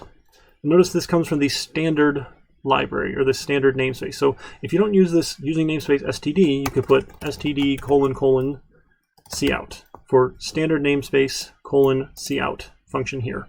If you do this every time, you don't need to use this line. Sure. Evil tabs. Sure. I mean, I don't care. It has no impact to me, which unfortunately is, you know, I'm a white guy problem, in that nothing really impacts me ever, and I can just go with the flow. And because it doesn't bother me, I don't care, which is, you know, unfortunate for the people who it does impact. So maybe I should advocate a little bit better for tabs, because it helps for people with visibility issues. But again, I don't really know enough to intelligibly talk about it, other than someone made the argument once online, which could probably be said of a lot of things that people argue online. So maybe, okay, that's not all that great. Anyway, so we have C out, and then we have two less than signs. Now, if you imagine that they're arrows, they're pointing towards the C out. So this is technically considered, I want to say, the insertion operator. We're inserting something to C out. It's crazy. Doesn't make a whole lot of sense at first. That's okay. You don't need to know all the details. We'll get to more of that later. So we C out with the arrows pointing towards C out. If you do it the other direction with greater than signs, it's not going to work right. So C out. And then in quotes here, not apostrophes, quotes, the double quotes here, we'll say hello world. And then if you want things to line up nice, we're going to add another one of those insertion operators, or double arrows, and put in an end line character. I'm a little bit OCD, so I like having, when I print something on the screen, it go to the next line for my cursor. It really weirds me out when the cursor stays up there and doesn't go down a line. Again, totally not required. You don't need it at all, but that's it. And then because we defined this function as an integer returning function, we're going to say return 0 because it's the right thing to do. It'll work just fine without it, but it's technically wrong. So just get into the habit of putting it here, and life is good. A long time ago, before even I did a whole lot of coding stuff, This integer value that was returned used to be really meaningful because programs would come on terrible, ugly floppy disks, which are actually amazing. I miss those, or whatever you happen to distribute them on. And then it would come with a really big manual, this user manual. And one of the sections in the user manual had a table on return codes. And a different number that returned would mean a different thing. So you might return a 1 or a 2 or a 27 or a 42 or a 399 or whatever, right? And those different codes would mean certain things, and you'd have to go look them up. We don't really do that anymore, at least the sort of desktop programming we do. Yeah, Bash can still check your return codes if you want. Again, that's not something we're going to tackle. It's not something we're going to focus on, looking at those sorts of return codes. So we just always return 0. 0 means everything's fine. Nothing went wrong, essentially. We have other ways of handling those sorts of things. Again, there's nothing wrong with them, but I'm going to imagine they're more of a thing of the past. But sure, they might still use them in certain applications, especially if you're getting into C++ to do like embedded devices, embedded programming and stuff. I'm sure they're really important for those devices to talk to each other. But in terms of like desktop applications, yeah, sure. All right, so we have Hello World. Now we're going to try it. Now, in Visual Studio, we have this local window debugger. The debugger is your friend. We are going to learn to love the debugger because we can actually see what's happening inside of our C++ program. I'm just going to hit go, and let's see what happens.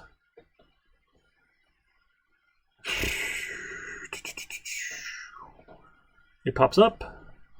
Hello World.exe. It built it in my debug directory. We'll look at that in just a minute. Hello World, and boom, it stops.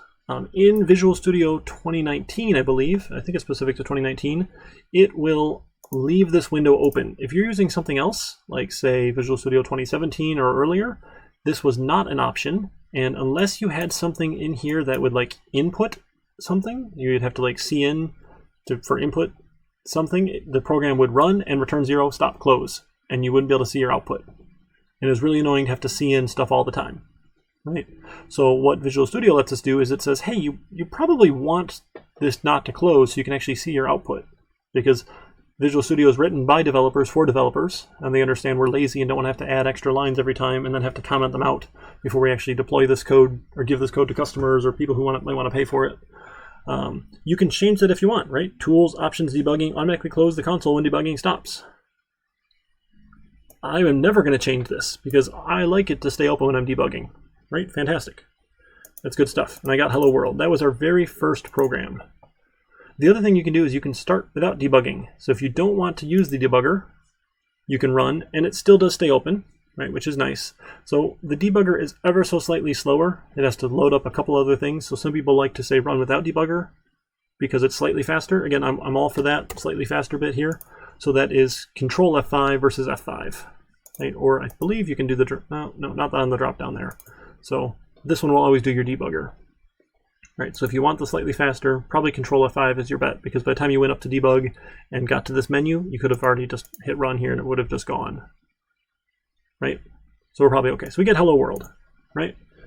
And again, the same idea, we can see out other messages. I am the computer. Handle. This is the matrix. Please ignore him. Yeah, I don't know, whatever silly stuff you want to put in here, right? And we'll see output. Anytime we have the end line that we're adding, it will just throw it onto the next line, right? It adds that new line character, which is fantastic. Technically, I don't need to keep redoing these couts. I could do it all in one big long line here, right? Like endl, throw that one here, endl, throw another one here. It just looks terrible. Like I think that's horrible, and you should feel bad about that. The typical rule of thumb, again, it's just a convention, there's no rule against it, is that you want to be able to see all of your code on your screen. You don't want to have to be scrolling to the right and left. Right? I don't want to have to scroll to the right. This one's, I'm zoomed in and I could like shrink my Solution Explorer so I can make it all fit. Typically you want to stop there. Some people used to be nuts about it and say, hey, nothing more than 80 characters on a column. And Visual Studio tells you down here in the corner, I'm at column 61. And people would be nuts about it. Be like, you can't go past 80, or now maybe 120 with widescreen monitors. Or I mean, like if you have this at a decent regular size font that's not zoomed in for streaming, stuff fits. It's not too bad. I think that's where I was before. So again, I don't really care. The idea, though, is that you don't want to be scrolling left and right because it's just obnoxious. And especially when I'm grading your code, right, I'm the one going to be assessing it and scoring it. If you make it obnoxious for me to view, I'm just going to be unhappy. Again, there's a rubric. I'm not going to take points off because I'm pissed off at you. But, you know, please consider me. I don't want to have to scroll left and right. And if I don't scroll to the right and I missed something and I didn't give you points for it, then you have to come argue with me and say, hey, I actually had it. It was over here. You just didn't see it because you're lazy. And I'd say, oh, yep, you're right. My bad. Here's some points. Let's just save each other the trouble. Now, that was Hello World. I want to show you a little bit about GitHub that we're going to be using. Now, I know Visual Studio integrates with it. Again, I'm using the desktop GitHub client because that can be standard across all your languages. Most any IDE now will integrate with Git. Again, so you can use that IDE specific one, but I don't want to have to learn 4 different IDE specific integrations. I just want to do one because I'm lazy. Or the command line version, which is perfectly fine too, but only some people seem to like that. So what you're going to do, you're going to go out to github.com, create yourself a free account, use any email address you want, any username you want. Again, those are public, just like all these other tools here. And then you can go to desktop.github.com and download the desktop client. Fantastic, I already have it installed. After you submit that Getting to Know You survey, that's over here in Content, Week 1, somewhere in here if Desire to Learn wants to cooperate. Yeah, it's in the Learning Guide. This instructional materials is kind of silly.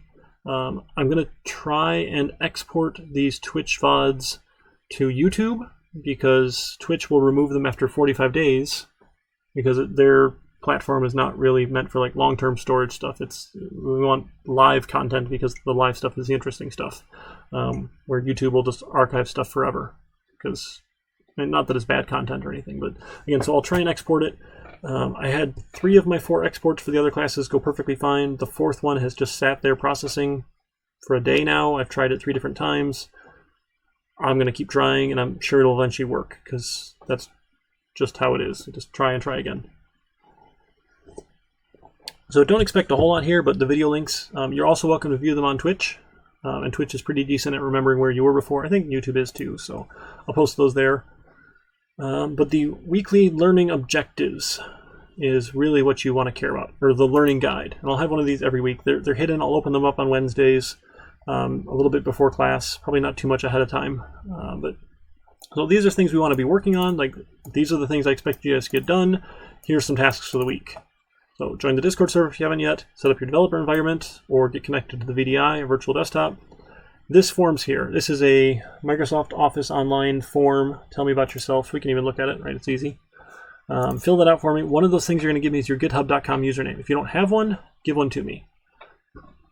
A text editor like Atom versus an IDE, I always prefer the IDE because you can use the debugger. And using the debugger is just phenomenal for learning how to program and following the steps and seeing what's happening there. If you like a text editor, you're welcome to use it. But I mean, the debugger is my best friend. I love it. All right, so your name and pronouns, he, she, they, any other ones you prefer. I'll do my best. Again, I'm trying not to ever address you aside from your handle. So life should be fine there, but I'll do my best to remember. Please kindly remind me if we do talk in person on Discord or over Zoom or whatever it happens to be. I'm lazy. I'm sharing this among all my classes, so tell me what class you're in. Right? If you don't tell me you're in C++, I'm going to be a little confused. Why are you here at OCC? Right? Again, if you just want transfer credit, if you're going to get an associate's degree, you just want to learn something for personal enrichment, whatever it happens to be, sure, all of above. If you tell me where you're going to transfer, I'm also curious if that's your plan. I'm familiar with a couple colleges, universities in the area, mainly from places I've worked or my alma mater. But I do like to try and get a feel for where people are going. I don't know, just so I know and can kind of advise other people, hey, I know I've had students go this place. And again, I'm hoping at some point, like, the Discord server sticks around and you guys don't just leave immediately, and we could start, you could be there to advise other students, like, oh, hey, here's a good school, or I like the program here, or here's a good place for internships, whatever, right? I've got big pie in the sky dreams, and maybe it'll happen someday. Any previous programming experience, other courses you've taken, whether or not you just hobby programming, professional development, whatever happens to be, what previous background do you have? Again, I'm sort of assuming all of you have done something, and that might be a bad assumption because there is no official prereq. So if you've not done anything, I'm going to get in touch with you and see what I can do to help make this not feel super, super fast. I promise it's not so bad. We do this at the Intro to Coding level at U of M, where I teach, or U of M Dearborn. Still technically U of M, just a separate campus, yada yada. That's a whole other story. What are you hoping to get out of the course? And it's okay if you're honest. Like, if you just want pass and get the credit, that's perfectly fine. If there's something particular you're interested in, or hey, you're the kind of person who always wants to get A's and you're going to work really hard on it, sure, whatever it is, just let me know. Your GitHub.com username. If you don't have one, go make one. And give me the username. I'll set up a private repository for you later tonight. And then anything else you want to tell me about yourself and or your learning style. Not everyone likes these online classes. If there's things I can do to make this easier for you, please tell me. Again, I'm going to do my best. I know we're in this crazy circumstance, and we're going to try. We'll try hard. I'll do my best to be available. So just let me know. That's the whole form. Not too bad. And again, they remind you, don't give out your passwords. But yeah, hopefully that one's obvious by now. Okay, so fill it out. Read chapters 2 and 3, start on project 0, and then take chapter 2 and 3 quizzes. Again, one quiz per chapter, open book, open notes, open internet. You'll have a full week and then a little bit of time after, maybe a couple hours, depending on when I post it, to get those done. It's your incentive to do the reading, because if you don't do the reading and the only thing you do is listen to me, you're not going to get as much out of it. And I'm just being honest, right? I can't give you everything. We only have 3+ hours once a week for me to talk at you and highlight the stuff I think is cool and important. There's a lot more that you can get from going through the examples in the book, all that good stuff. So do the reading. The PowerPoints are out there in the content section. So near the bottom, you probably don't have all these hidden weeks because that wouldn't make a whole lot of sense to show it to you if it was hidden. I'll open up the weeks as they go. But all of those textbook PowerPoints are available here. They are copyrighted, so please don't go share these publicly. I agreed to Pearson when I downloaded them that I'd only give them out to my student or use them in class, whatever it is, make copies available for you guys. Again, just be kind, please. I think I get in trouble eventually. I don't know. I don't think they're actually tagged to me somehow, but whatever. Just don't go share those. Okay. So that's the other stuff for week 1. Again, that's out here in Desire to Learn. My typical rule of thumb is that if it didn't happen in Desire to Learn, it didn't happen. So if I put a date on something in Desire to Learn and I said something different, the date in Desire to Learn is probably right. If you're confused about it, not sure, please ask me and I will clarify and probably tell you I said the wrong thing. Or occasionally I just screw up and put the wrong date in. I've got 4 classes. It's easy for me to get confused, right? It happens. So I'll make everything in Desire to Learn as clear as possible as I can. It's pretty good at showing you due dates for stuff, and that will be it. So, and if you do have questions, let me know. All right, as for GitHub, I'm going to make a repository real quick for me to use in the class. So again, I'll post all of the code that I do in class on my public GitHub repository for the course. I think I've got all of them closed off. Yeah, so this is Programming 2, Programming 1, for what I've taught before at Dearborn, just different numbers. So other classes I've taught are out here. If you want to follow along in the other classes I'm teaching this fall, I'll have one for Python and I'll have one for Java. Actually, I have 2 for Java, but sure. I think that's fun. And GitHub is just a fun tool. So we do a new repository. And this will be CIS 2252 Fall 2020. Right? It is a public repository. I'm going to add a README file. And now Git Ignore is really important if you're ever making your own repository. This is telling Git not to add certain files to github.com to commit them to the repository. And the idea here is anything we can generate, we don't need to send to the repository because that just makes everything a little slower. It takes up more space, takes more time when you make copies of it, and it's just irritating. So the basic Git Ignore should be pretty much fine for everything we're doing. And then for me, I'm going to pick a license, the MIT license. I think it's pretty much the easy open one for me to use. Anyone can use the stuff that they want, just cite it as a source, and I'm happy with that. Again, I'm not coming up with the most interesting, unique examples. We're just lecturing on it. So I don't know why I say we a lot. I'm sorry, it's terrible. So it's a bad habit of mine. I think it's like one of those nervous tics when you don't really know what to say. You don't want to keep like I, this, whatever. So I'm going to make the repository. I don't recommend you guys go clone this one, because you can clone it and have your own copy locally, but then if you make changes to it, it can get out of sync very easily, and because it's my repository and not yours, you can't save those changes. So you can save them locally in your copy, but you can't push those changes back here, and then things will get out of sync very quick. And that's one of the interesting things with Git. So Git is a distributed source control tool. So I'm going to say open with GitHub Desktop. Yep, I do want to open it. So what that means is anybody who is using that repository has the entire full history of everything ever that happened in that repository, which is usually pretty good. That's not what I wanted. You don't want the Hello World program.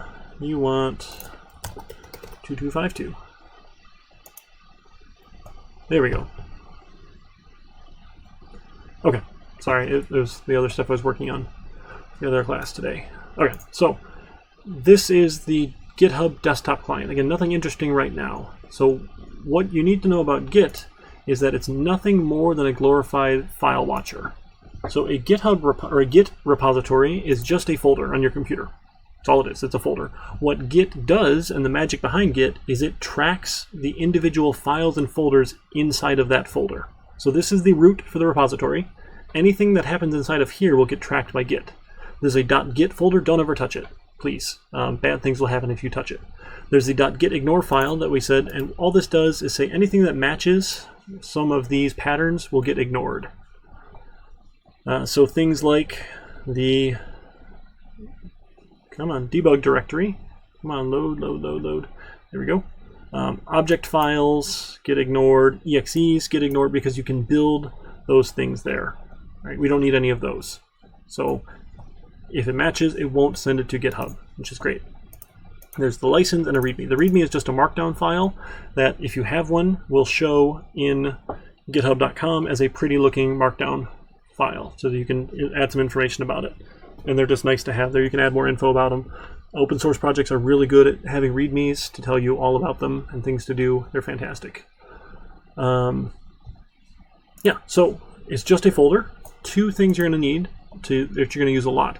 The Show and Explorer to open up the folder, and the View on GitHub. When you do view it on GitHub, and mine's a public repository, you don't need to be logged in to see it.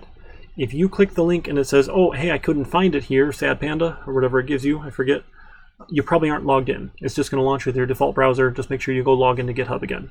Right? Then you'll be able to see your private repository. Again, you don't have one yet. I'll make sure you have one. Make sure all of that works. You'll submit a hello world to me for Project Zero, and life will be good. And we'll move on.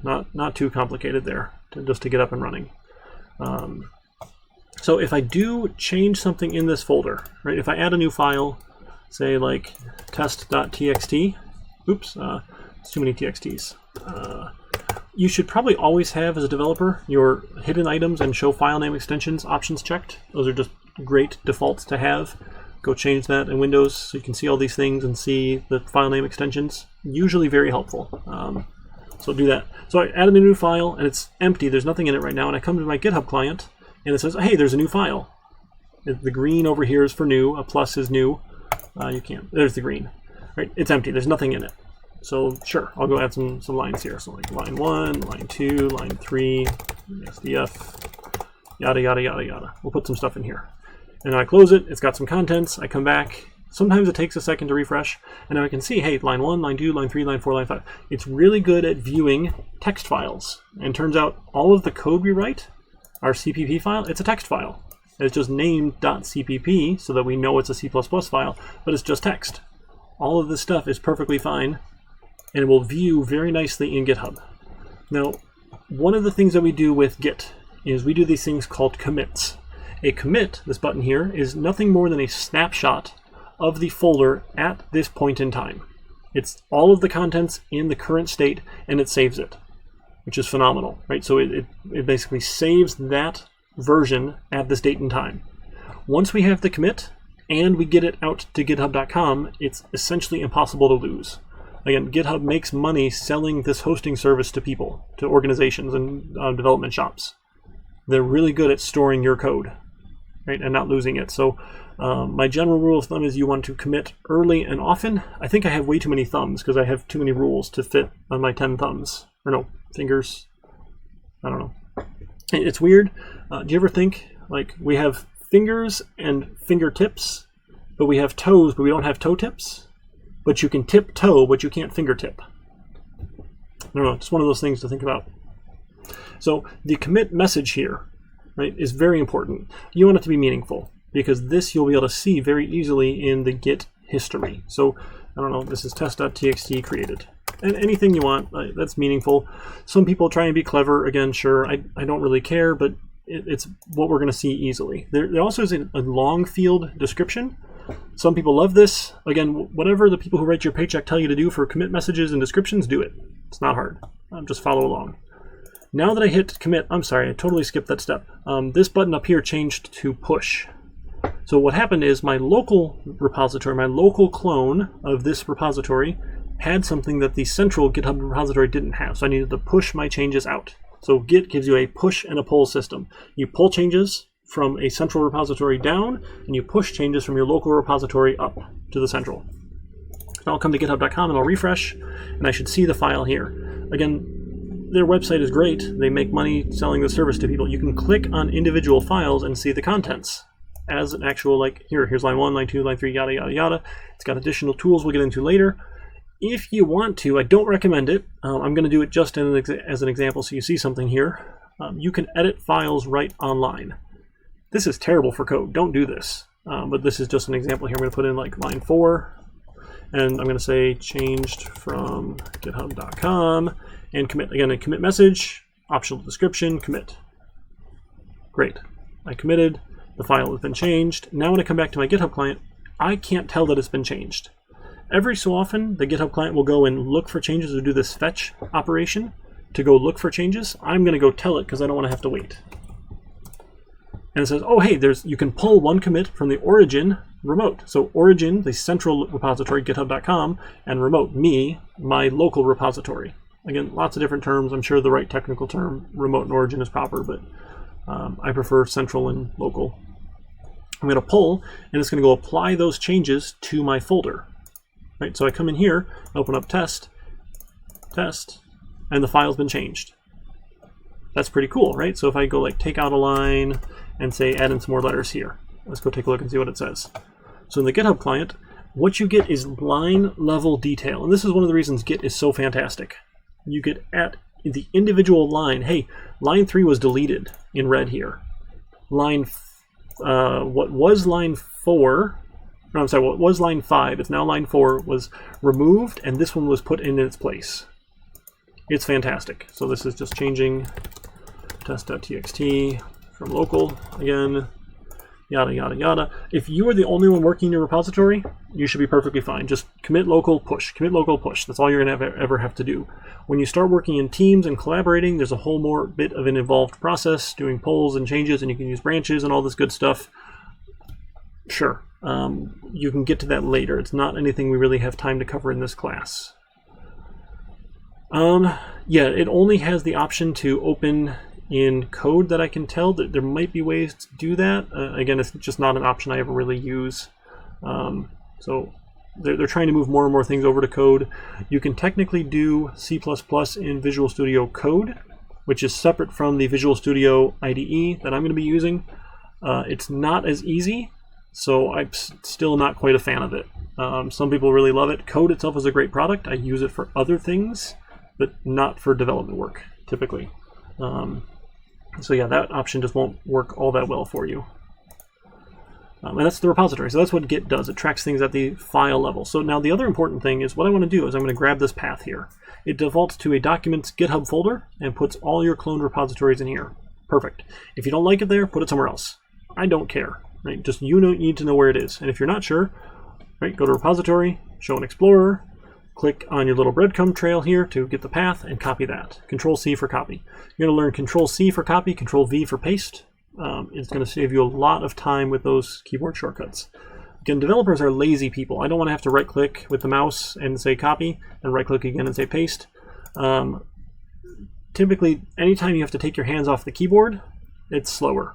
Right? So if you're actually working, typing away, working on stuff, whatever you're doing, if you have to take your hand off the keyboard, it's slower. So a lot of people learn all sorts of keyboard shortcuts, like Alt-Tab is a really good one to navigate between things. You can hold Alt to go to menus and things, like F for file. I'm going to close the solution. Notice some of those letters are underlined. It might be a little hard to see here. So the underlined letter is T for close solution. Yes, I want to close it. It's S for save. Sure, some people are just fanatical about this stuff, and that's fine. Right? If they like doing it, great.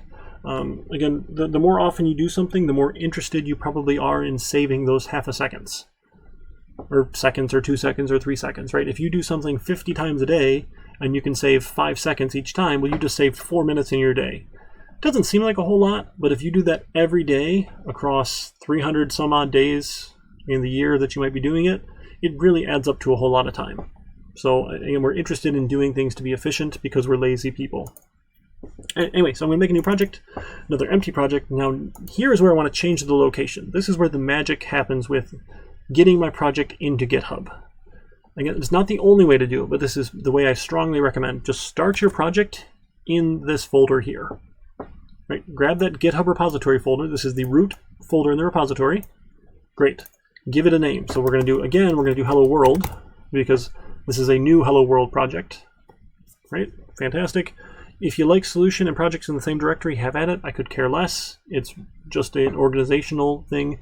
I've gotten used to them being separate because I've been doing it for so long and I'm old and cranky now. Any way you want to do it's fine. So I'm going to say create. And now all of a sudden, a bunch of things should show up here in the GitHub client. Right? Oh, hey, there's a bunch of new files. That's cool. I'm pretty sure that .vs should have been ignored. That's interesting. I think, I did the wrong ignore. That's what I did. Give me just a second here. Let me, what did I do here? CIS 50, shoot. Hang on, I gotta find that other ignore file. Sorry, I did the wrong one, I think. Hey, I'm using Visual Studio 2019 Re-Crisis. All right, so let's see. I'll take a peek at this one. Git Ignore. Yeah, I'm sorry. I should have done the Visual Studio. I don't want the C++ one. I want this Visual Studio one. That was incorrect. Visual Studio adds a bunch of other files that I want to ignore as well. So I'm going to come over to my Git Ignore file and copy paste that in, hit save. Now when I come back to the client, hopefully, yep, cool. So a lot of that other junk went away. Anything in that .vs folder you don't really want to have to push out. Again, it's probably nothing wrong. Shouldn't hurt anything, best I can tell. But it's just more, it's going to change every time you open the project, and that's just irritating. So I unchecked these, right? So when you make a commit, you can do it at individual files. So I'm going to make a commit that is just the Git Ignore. Change Git Ignore to VS, Visual Studio VS, and then I will push that one. Now I can come back here, right? So I have a SLN file, that's a solution file. And these are plain text files. I can look at it and see. It's not very interesting. In here it should have, right here, it says, hey, there's a project in this solution. It is the VCXP proj. I just can't scroll over enough. There it is. Proj, right? A solution is one or more projects. A project is bunch of code inside of it, and it's got a bunch of this stuff in here. We don't care. I mean, the tool did this for us. It's fantastic. You can learn more about this and change these sorts of options and all sorts of good stuff later. Again, we're focused right on more about the C++ syntax and usage and whatnot. And then project filters, again, just sure, leave all those things alone. Those are perfectly fine. I don't have a source file. Now I'm going to go add my source file. Right-click source files, add new item. Man, I'm getting that adrenaline shot from this coffee here. Speaking of coffee, time for some more here. More hydration.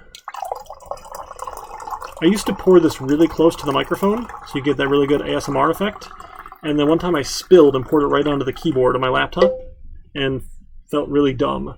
So now I'm backed up a little bit, so it might not sound quite as pretty, but hopefully you get that sound and it gives you that good coffee feel. You can't smell it over the stream, but you know, it's good stuff. Oh, that thermal pot is amazing. It keeps coffee hot for a long time.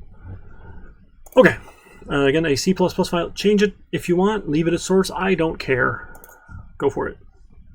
When I do care, when we get to classes, I'll let you know. But for now, not. If you want to, you can memorize all the things that you need in here, like include IOStream inside of greater than less thans using namespace standard, int main, and then return a 0. You can memorize all that if you want. I've done it enough that it's easy enough for me to type. I'm a decent typer. If you guys ever want to play Type Racer, by the way, just for fun, it's weirdly entertaining to challenge other people to typing contests. I don't know why. I've only been beaten by one other student ever. But again, we don't spend a whole lot of time doing Type Racer. That's mostly like a silly thing I would do in the lab, just when we're bored. But it is fun. Learn to be a good typer. Again, it will help you be more efficiently lazy if you can type faster. Again, not everything you have to type because the tool does a lot of this stuff for you. But hello world, 2 more and an end line. Again, the end line is optional. Let me take it out here and I'll show you what it looks like if you don't have it for fun. Hello world, let's run it. And notice there's no extra space here. I guess my cursor does move down because other stuff happened, but so I've just gotten into the habit of using those end lines just to make stuff look clean. All right, now I come back to GitHub and it says, oh, hey, you got a source file. You want all of these things because what I can do is I can take your repository, make a clone of it, and now double click on your solution file. Boom, I'm off and running. You don't have to zip anything. You don't have to email anything. You don't have to attach it to Desire to Learn. You don't have to manage any of that. You just need to put it in github.com. And honestly, most of the time, I just look at the stuff online because for most cases here, I can look at it and be like, yeah, that's going to work or not. I'll just be honest. Like, I don't run your code often. If I look at it and I kind of like have to scratch my head and think, like, is that going to work? Because that looks weird. Then I'll probably download it or make a clone of your repository and open it and try and run it and see if it works. Because you know, you might surprise me. And that has happened before. People have, that is one of the really cool things about coding, I think, is that you can solve a problem with lots of different approaches. And just because I think of one approach doesn't mean it's the right approach, doesn't mean it's the best approach, but it's one approach. In terms of this class, all I care about is that you meet the objectives. I don't care if it's ugly, I don't care if it's slow, I don't care as long as you get the job done. Again, that's not necessarily how things work in the real world, but for now, if you can solve the problem, I'm happy. You'll get the grade. Right? Does that make sense? So don't worry if you think it's inefficient. Don't worry if you're not, you're like, oh, this was a really weird way to do it, or if it took you 100 lines of code and I can do it in 5. I don't really care. I mean, you spent a whole lot more time on it if you had to write 100 lines of code, but that doesn't make it wrong, is what I'm trying to say. So anyway, I want all those files. You can use that check all option up here. Click, click, click, click, click, right? Check them all. This is hello world, commit, and then make sure this will change to push, and then you can push to origin. When it's done spinning, you can come back to your GitHub repository. And again, yours will be private, so only you can see it and only I can see it. I don't want any of your less scrupulous classmates to go and find your solution online because it's public. Right? It just makes it better for everybody. Easy. Okay? It'll be private. Make sure you can see it on github.com. I don't see it yet. I'm just going to refresh. And now, hey, look, I see, hey, it's a little folder icon. If you click on a folder, you don't get a text view. You just see the contents of the folder. Here's a solution file. I don't care about that. Here's the project files. I don't care. Here's a CPP file. Yay! This is the one I care about. The URL, right? It gets this funny blob thing. Don't worry about that. This master thing, don't worry about that. We'll get into all that later if you care about GitHub enough, but it's the same path, right? Hello world. If I look at my repository, I have a folder for hello world, another folder for the project hello world. Great, I've got that. And then a source CPP file. And then again, some of these things didn't make it, right? The debug directory that actually has my other objects and stuff there didn't make it to GitHub because that can get generated. Perfectly fine, you don't care. This top level debug actually has the executable. I can run hello world here, and it ran, boom, done. Oops. I didn't have a CN, so it didn't stop. That's sort of a bummer. So what I can do here, just if you're curious on how this debug stuff works, we actually built an executable that'll run here on my machine. I can go path to it in the command line. This is Windows Terminal, which I am a huge fan of because it has tabs. You can have more than one tab of the command line or PowerShell open at a time, and I love it. You can open other things too, right? You can open your Windows subsystem for Linux. You can open the Azure Cloud Shell, the PowerShell core, the command prompt. I love this tool. Like, I'm way too excited for a command line tool, and it's just letting me get at other command line stuff. But and it's slow. I'm sorry, yours won't be this slow. I added a bunch of stuff to my profile that loads for development, just to give me some shortcuts. And I open it once during the day usually, and then I just leave it open. But I try to close a lot of stuff because sometimes my laptop gets a little sad when I'm streaming. It takes a small amount of power for it to do all this OBS stuff. All right, anyway, so I'm going to change directories into that location and just list what's in here, or dir, whichever one you prefer. Both work. Here's hello world.exe. I start typing a couple letters and I'm going to hit tab. Tab will autocomplete in the command prompt. Again, don't type everything if you don't have to. Give it a couple letters and go. I run the executable. I get my results. The console window itself doesn't close because we've outputted to it, but I still am open in the Windows Terminal session here. This is fantastic. Again, I never expect you to do this. I'm not going to ask you to, but this is cool stuff. This is how you go find your executables if you want to be able to use them without hitting debug or run in Visual Studio. Sure. All that. Okay. So here's the CPP file in github.com. When you turn in projects, this is what I'm going to ask for, this URL. Right? And this is your last check. If you can see it on github.com in the repository I make for you, I'll be able to see it there. There's no dog ate my homework. There's no my laptop crashed, because github.com has your code. Now, again, if your laptop crashes, you probably can't write new code, but you at least didn't lose any old code. Again, that's why you want to commit early and often. Commits are free. Right? They don't cost you any money. All you have to do is hit commit and push, commit and push. If you commit and commit and commit and forget to push, github.com doesn't know about it. So it doesn't actually do anything good for you. Right? So commit and push, trying to get into that habit. And again, you can always go back in time to any previous commit, which is cool because it gets a snapshot. And we can revert to any of these snapshots. Now, it's a little bit tricky occasionally to do the reverting to and dealing with all that. That's fun stuff in Git. Hopefully we never go there. And it just won't be an issue is the current plan. So I know that's maybe a little bit unrealistic to expect it to never happen, but that's fine. No big deal, right? So that's good. So this is what you're going to give me. Again, fill out that getting to know you link. Give me your github.com username. I'll make you guys repositories later. And holy cow, it's been another hour. Wow, we need to get through a little bit more stuff. We might go a little bit longer tonight. You only ever need to fetch when you've made a change that's not on your local repository. So for your working repository, the one that you're going to make, you should probably never ever have to fetch. Because I'm not going to make changes to your files. I'm not really going to spend a lot of time on branches. I don't have a lot of time, given how much we need to cover in C++. They're not hard. GitHub has a whole bunch of learning tools. It's like guide.github.com or guides maybe. I forget what the URL is. Maybe it's guides. Yeah, here's guides.github.com. I'll post this in the Discord for you guys.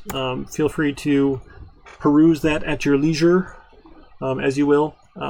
And because Scott Hanselman is such a cool guy, if you go out to YouTube, Scott Hanselman, he's a guy at Microsoft. He used to be a professor.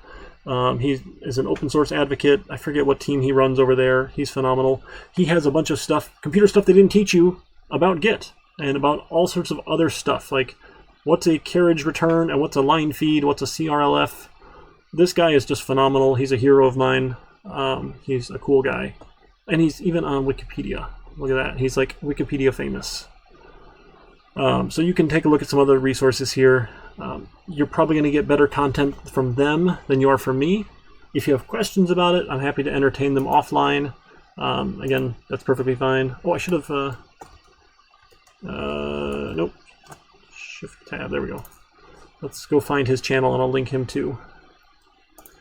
Look at that. Let's grab his link. Here, and I'll post that in the Discord as well. Okay, you can check out his channel. He's a great guy, great resources. So why don't we take a break? We'll gather back, say, about 8:20 or so, if that works for everybody. Again, have another little coffee break, Brought some of those coffee emotes. You can use your bytes, your free channel points, to get an emote if you want. That's cool. They're just fun. Again, I'm a fan of this Twitch thing, and the open learning. Another shout out for the exclam TKF, the Knowledge Fellowship.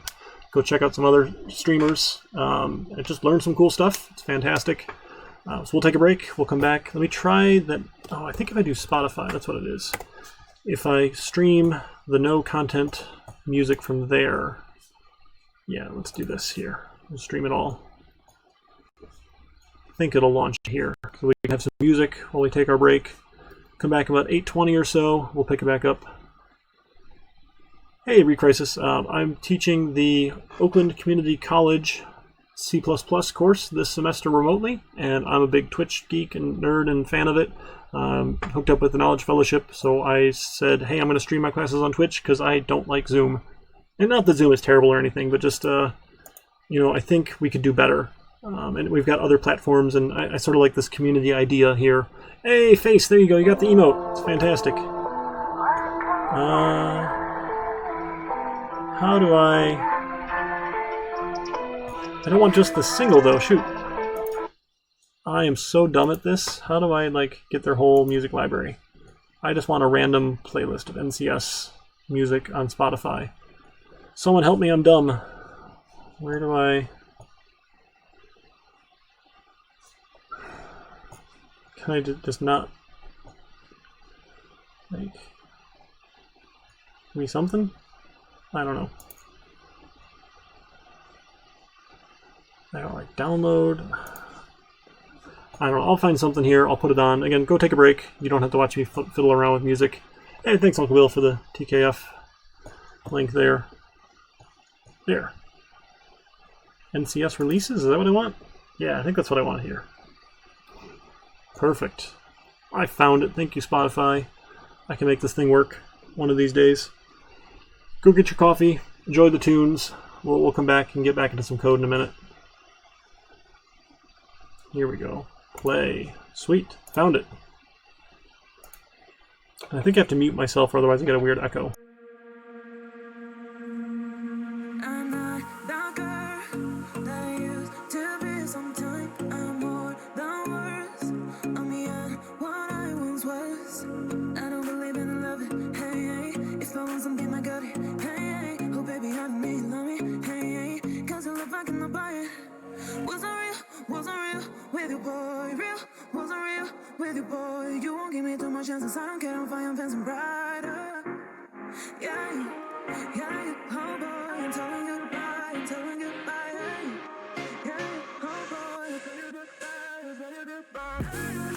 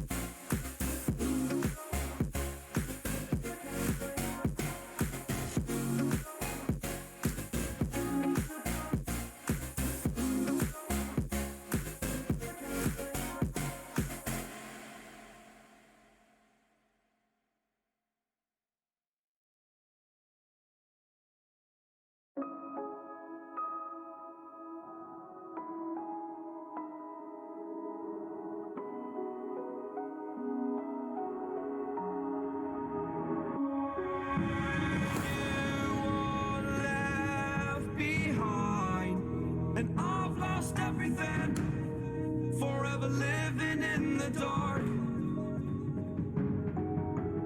I feel so alive, still remembering what I want, but it ends with you.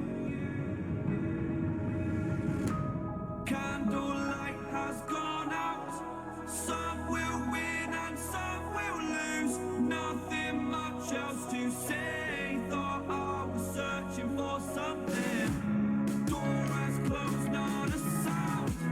Take a look as I am now, still I smile but don't speak. Will you please slow down? Slow down.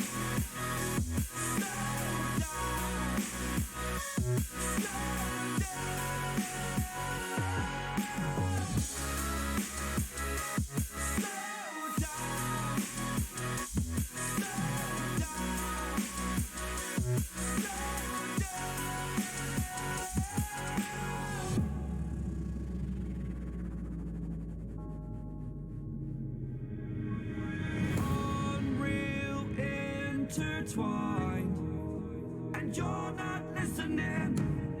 It is your choice to make a little mockery, it won't do. Further down the line, still surrendering, trying harder to forgive you.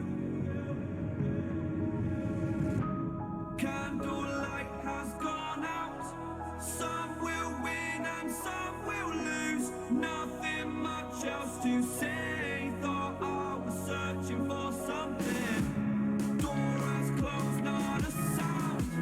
Take a look as I am now, still I smile but don't speak. Will you please slow down? Slow down.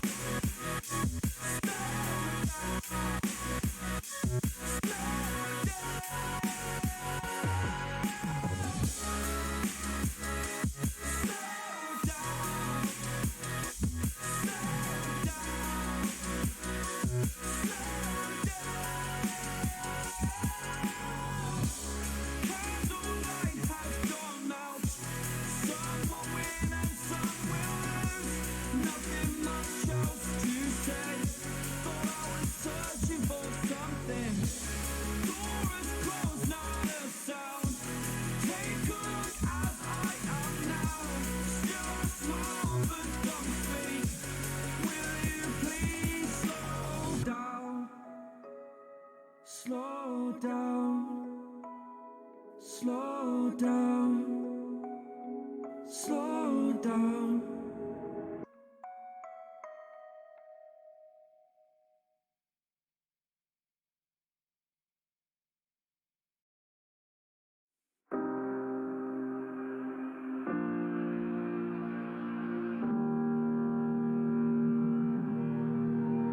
Every time we say goodbye, they all see that it's a lie. 'Cause we always give it one last try. Yeah, you've watched me break 1,000 times. Now I'm all alone, 'cause you never show. You say you will, but then you don't. That's how it goes. Don't wanna know. I'm turning off my mind so I get by. I just wanna be happy, happy tonight.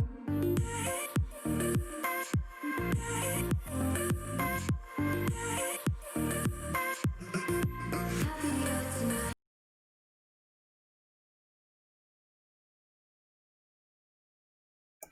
Hey gang, I don't know if you can see which way do I have to go. Out the window, super pretty sunset. Oh, still got a little bit of a reflection. Let's see. Is that is gorgeous out tonight? So looks really cool. One of the things I love about fall, not that I'm not up late enough to see them otherwise, but awesome. So hopefully, oof, man, I need some more coffee.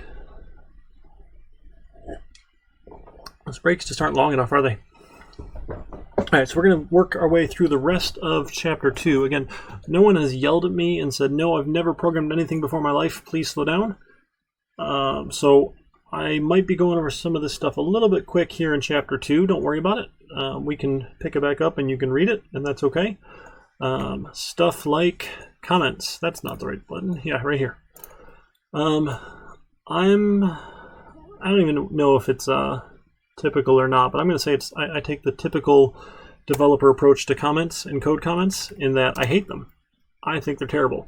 So they comment, the compiler will ignore comments, right? And the problem is, as code changes, comments typically don't. So that's why we hate them as developers, because they're inefficient. They don't change. It takes extra time to go and update them, and we forget sometimes, and they get out of date, and then a comment says one thing, the code does another thing. And I would rather just the code do the thing it's supposed to do and hopefully explain itself. I know it's a little bit Rainbow Unicorn Magic Land to say the code is completely self-explanatory, but that's the goal, right? When we write variables, I want good little variables. I don't want int A, B, C. That's terrible, right? I want an int like number of credits, or an int my favorite number, or stuff like that, right? The book, oh, that's what I should do. Let me Google that for you here. Pearson, Gaddis, C++. It's not free from Pearson, but I'm sure if you search around enough, yeah, that stuff happens. He's a good guy. Definitely deserves some of the revenue from his work here. Not that it's not a racket, but not the 7th edition. We want, that's previous. My goodness. Why would they give me the 7th? And go back one. Come on. Wow, this is like awfully slow. I don't get it. That's weird. No. Okay. Products. Let's try this again. Gaddis. Nope. Here we go. C++. Here's the 10th edition. We use the loose leaf one because it's cheaper. Sure. I'll just say, come on. This is killing me here. Let's go to my Nightbot. Let's add a command here. Why not?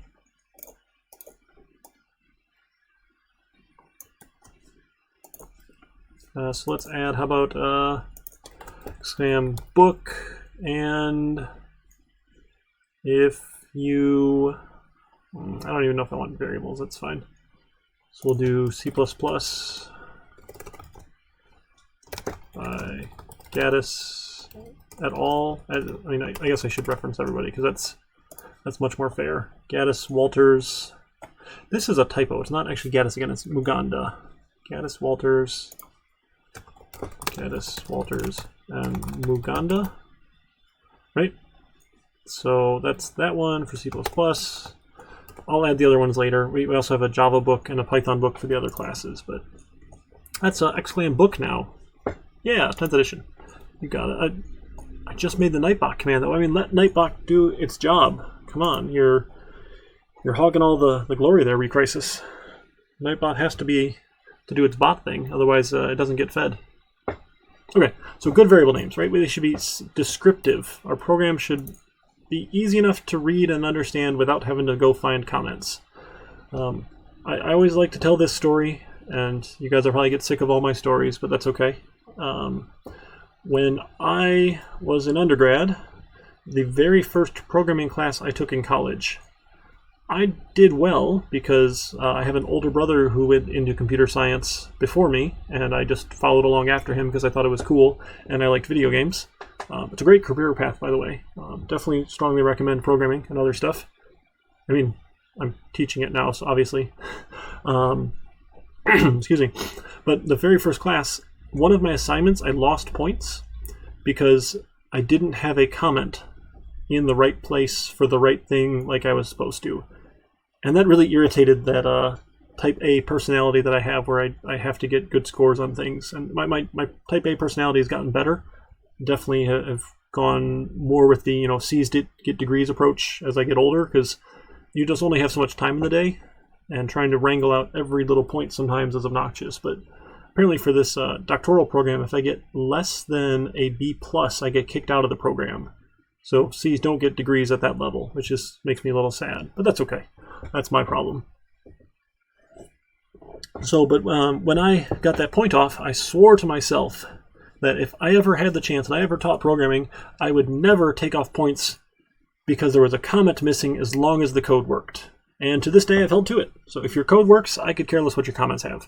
I'm going to ask you for the not project 0, that's like, can you get GitHub to work? But the first project, I'm going to ask you for pseudocode just to make sure you can go through all those steps. You know what, maybe I won't even because you guys have all programmed before, but typically I ask people for pseudocode, maybe as a comment, maybe separately, and that's like the only time I've ever asked for comments ever, because other than that, I hate them. So that's just me. So good variable names, right? We have a bunch of characters. This pound sign, this is for all my includes. So I can pull in other things. We get semicolons, just like Java or C# for ending our statements. We get braces to indicate scope for functions here. That's all good. C++ is case sensitive, so number of credits with this camel casing is not the same as number of credits all lowercase. Great. We use cout for outputting things. A couple fun characters here, right? If you don't like this endl, you can use the \n for new line, right? Technically, endl is better because it should be platform independent. Yeah, you can do multi-line comment blocks. I think it's probably the exact same way. Again, I almost never use them. Star, yeah. Slash star and star slash will give you the comment block. Comment block. No, thank you. Oh, maybe. I don't know. Sure, that sort of thing. So if you like comments because it helps you understand what the code is doing, please just chat at me, shout at me, tell me, because I, as a default, will not put them in. And I'll fully admit sometimes they are helpful. Like if I can say, hey, this is why I'm doing this particular thing. Control K, Control F if I grab a bunch. Yeah, to do a large comment block. KF didn't work for me. It's one of these edits, right? You get this advanced option here. You can do comment block, right? Comment section. Mine's EC for commenting. Sure. But anyway, comments, again, please let me know if you'd like them, and I will add them, because they can be helpful for sure. I apologize for blowing them off, but that's what I will do unless you ask. So it's totally up to you. You guys paid for the course, and I'm here to help you through it the best I can. Otherwise, you could just read the book yourself. Overabundance in comments and pragmatic programmer. Yeah, the \n for new line, \t for tab, all sorts of fun things you can do, sure. If you need to do a quote mark, the \, right, that's your escape character. You can get a quote literal with that, all sorts of good stuff. Again, I'm not too particular about outputs, that sort of stuff. It's okay. Includes variables, right? Variables are for storing information. Again, hopefully none of this is new. This is the declaration. This is the assignment. You can declare without assigning, but you can't assign without declaring, right? Pretty straightforward, that sort of thing. Some people love having them on separate lines. I don't understand why, but sure, if you like this format, have at it. If you'd rather do it in one line because you're lazy like me, have at it. Again, as long as your code works, I'm happy with you, right? Hopefully you've gotten that by now. I will say that often enough, you guys will be sick of it. Oh, and I forgot to tell you when we came back from break. I was talking with my son the other day. We haven't been to the zoo in a while because of all the quarantine stuff, and we're trying to just hang out at home.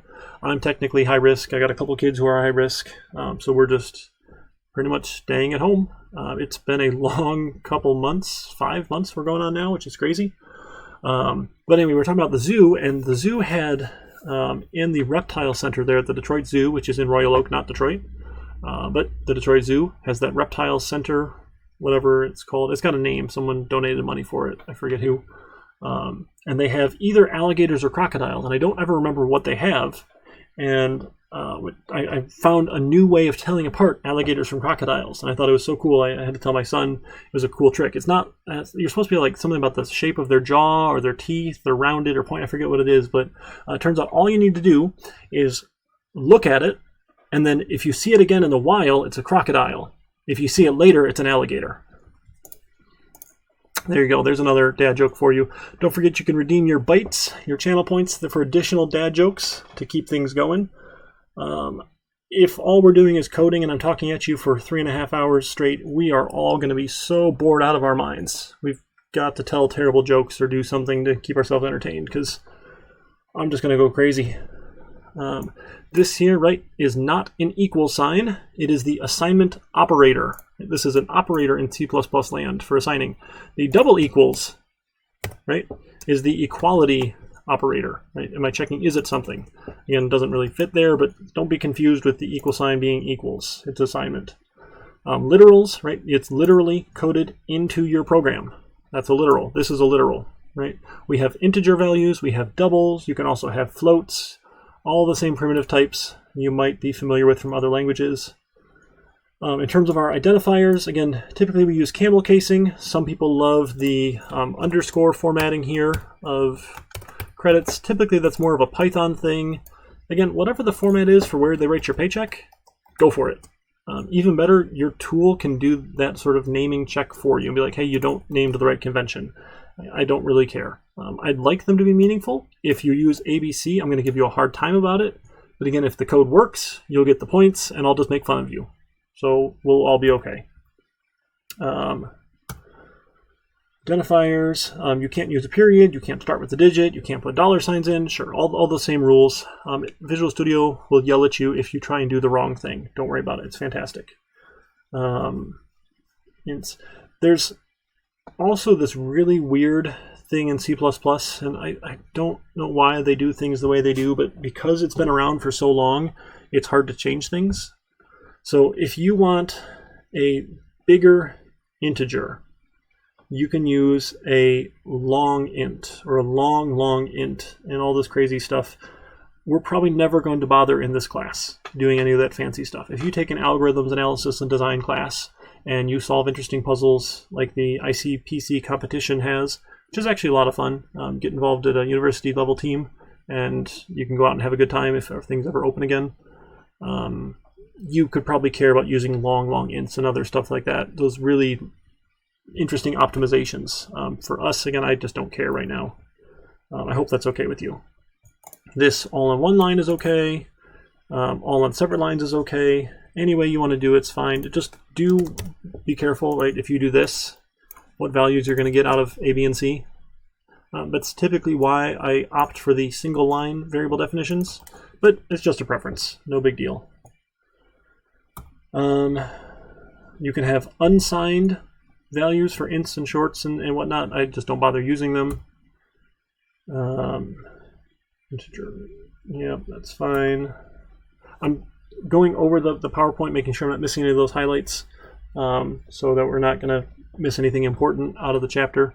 Again, quizzes will come a lot of from what I lecture, but they do come right from the text as well. And just because I didn't say it doesn't mean it's not going to be on the quiz.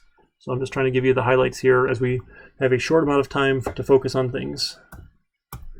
Characters, strings are fine like this. If you want to use C strings, you need to have a character array and ending with a \0 null terminator. They're terrible. I hate C strings. They're annoying to use, but that's just me because I don't like them. They definitely have their purpose and they've been around. Oh, Recrisis, you want another dad joke? All right. You are a good man, sir. Let me tell you another one. I gotta pull this up here. I've been keeping all of these. I tell people, I typically tell a joke to my class every day, a different one, and it's just a fun way to break the ice. And you know, I'm a big geek and I like them, and they entertain me when people groan because they're so bad. So get used to them. You're gonna hear a lot of dad jokes. So I was going down. I live it's not in the country at all, but it's not like super suburban-y. They're building up around me, which is loud and obnoxious, but that's okay. And I saw someone was selling geese, and I wondered why you'd ever want to buy a goose. So I stopped at the side of the road and I talked to him, and the guy said, "Oh, these are special racing geese." And I said, "Well, why would I want to race geese around? That doesn't sound like anything I would ever want to do or watch or anything." And he said, "No, it's a lot of fun. They're racing geese. Let me know if you want to take a quick gander." you go, Crisis. That one was for you. Chat, you can thank him appropriately. Maybe we'll have to time him out if he keeps redeeming dad jokes. They all go downhill from here. So, all right. C strings. In C++, we thankfully have a string class, a way of dealing with strings in more of a first class way. We get methods and ways to interact with them. To do that, you want to include the string library. Right, so include string. This one I'll commonly use as well. So usually IOStream and string I'll do just to make life easier. Then I can do good stuff with strings, and I can assign strings, and we can input strings and all that good stuff. So let's say we'll have a string for name. And actually we'll do hello world first. Then I'll ask for a name, and I can cin name. So cin is my extraction operator. It will extract data. So cin, notice the arrows go towards the variable. So when you're outing, the arrows go towards the out. When you're inning, it goes towards the variable name here. And that doesn't make a whole lot of sense. We probably also want to say like cout, enter your name, human.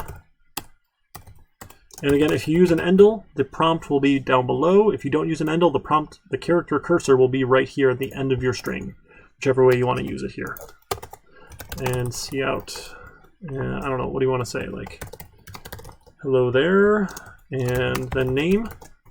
Right, just add all those things. Just keep adding them to that out stream, the OS stream here, and let's see if that works. So we can see out, we can see in, use variables in our output. It's fantastic. Hopefully nothing new and groundbreaking. All right, enter your name, human. Eric. Hello there, Eric. Look at that. The computer did what we told it to do. Fantastic. The Boolean data type, right? That's a true or false, a flag. You have a literal true, so we can have a bool, I don't know, are you bored? Yep, and I'm going to say false. So notice it's blue, it's a reserved word. We can change the value to true. Are you bored yet? Equals true, that sort of thing. Or we could say equals not, are you bored yet? If you like the not operator, exclam for not here. Right, we'll just flip that to one or the other, sure, that sort of thing. C++ does have a cool thing. You can get the size of any given variable or any given value if you're curious how many bytes it takes up. Again, you can take a look at that in the book. It's fun and all. It's useful later on when we start doing some binary level file access to understand the size of things. So we'll use that size of operator much later on. You don't need to worry about it for now, but it's a fun little curious thing you can do later. Assignment operators, right? If we had an int favorite number equals 2, and then my favorite number, right? I can say equals favorite number plus 40 to get to 42, my actual favorite number. This is a lot of typing, right? And we're lazy people, so it's easier to say plus equals, right? The combined assignment operator. Hopefully you're familiar with that one. So I'll comment that one out. This one is easier. Now, just do be careful that you don't do equals plus. Doesn't give you any red lines about it. Because what we've done is we've now set it to 40. Ugh, that's bad. So just be careful if you're using it, right? Plus equals is the proper direction for that, okay? We'll go there. There's another really cool thing you can do, and this is catching on in a lot of languages. And I'm still a little bit on the fence about it, but I do like it. It is automatically assigning data types, right? So if I have an int and it equals 10, or I'm sorry, some number equals 10, we know at compile time what 10 is. 10's an int, right? So what I can do is I can use this auto keyword, and auto is going to automatically assign the type based on what we're assigning it. Now, the reason this is cool is not so much when we're doing these literals, because like I know what this one is already, but if I'm assigning this to another type, say like favorite number plus 20, right? If favorite number was a double, I'm going to get a double here, and I don't need to worry about it. I don't need to have to check it and have it redline it and be like, oh, no, you can't save a double to an int because bad stuff will happen, right? Auto just works here. So if I leave it as int, and I say this one was a double, right? We're going to get, oh, we're saving a double as an integer, and we just lost a value here, right? Because you might have had a decimal value, and we're assigning a larger size value, something with decimals, to an integer, we're going to lose that precision. Right? We've truncated the decimal at this point. So auto here can be helpful in that now it's a double, and I won't lose any of that. So it is pretty cool that you can do that sort of stuff. Auto is pretty neat. You'll see it more and more common in C#. It's called just var. var. Yeah, var. Great. Other languages like Python, we don't even have types, so it doesn't even matter, which is a little bit crazy in and of itself. And if you do JavaScript, you're typeless as well, unless you use TypeScript, which adds types to the typeless JavaScript, because we make mistakes all the time.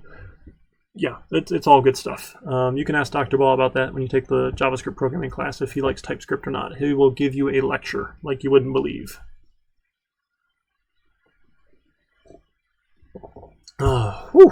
All right, you guys are doing good. We are about done with Chapter 2. Means we have an hour-ish left for Chapter 3. That's good. One other crazy thing you can do. Operators, right, are either unary, binary, or ternary. You've probably never discussed operators like this before, and that's okay. So saying like int negative number equals -1, right? Negative here is a unary operator. We're negating this value. We're operating on one value, so it's a unary operator. It may or may not come up in the quiz. I think it's a terrible thing to have to remember, and it's just awkward when you try and discuss these things because no one ever uses these terms. We might also have some value equals negative number plus, I don't know, say favorite number. This is a binary operator. Plus here in this case is serving as adding two things together, right? I have two operands. I'm operating on this thing on the left and this thing on the right. Right, welcome back to math class, right? So this operator operates on one thing, unary. This operator operates on two things, binary. Then we can have a ternary operator, and this is where it gets crazy. We can have, I'm just coming up with other silly names here for some reason. Another value, right? We can say, hey, if something is true, give me one value. Otherwise, give me something else. So it's a condensed version of a true or false statement. So I could say, hey, if favorite number is greater than, I don't know, we'll say 10, then I want favorite number to be another value. Otherwise, if it's not greater than 10, I want it to be 10.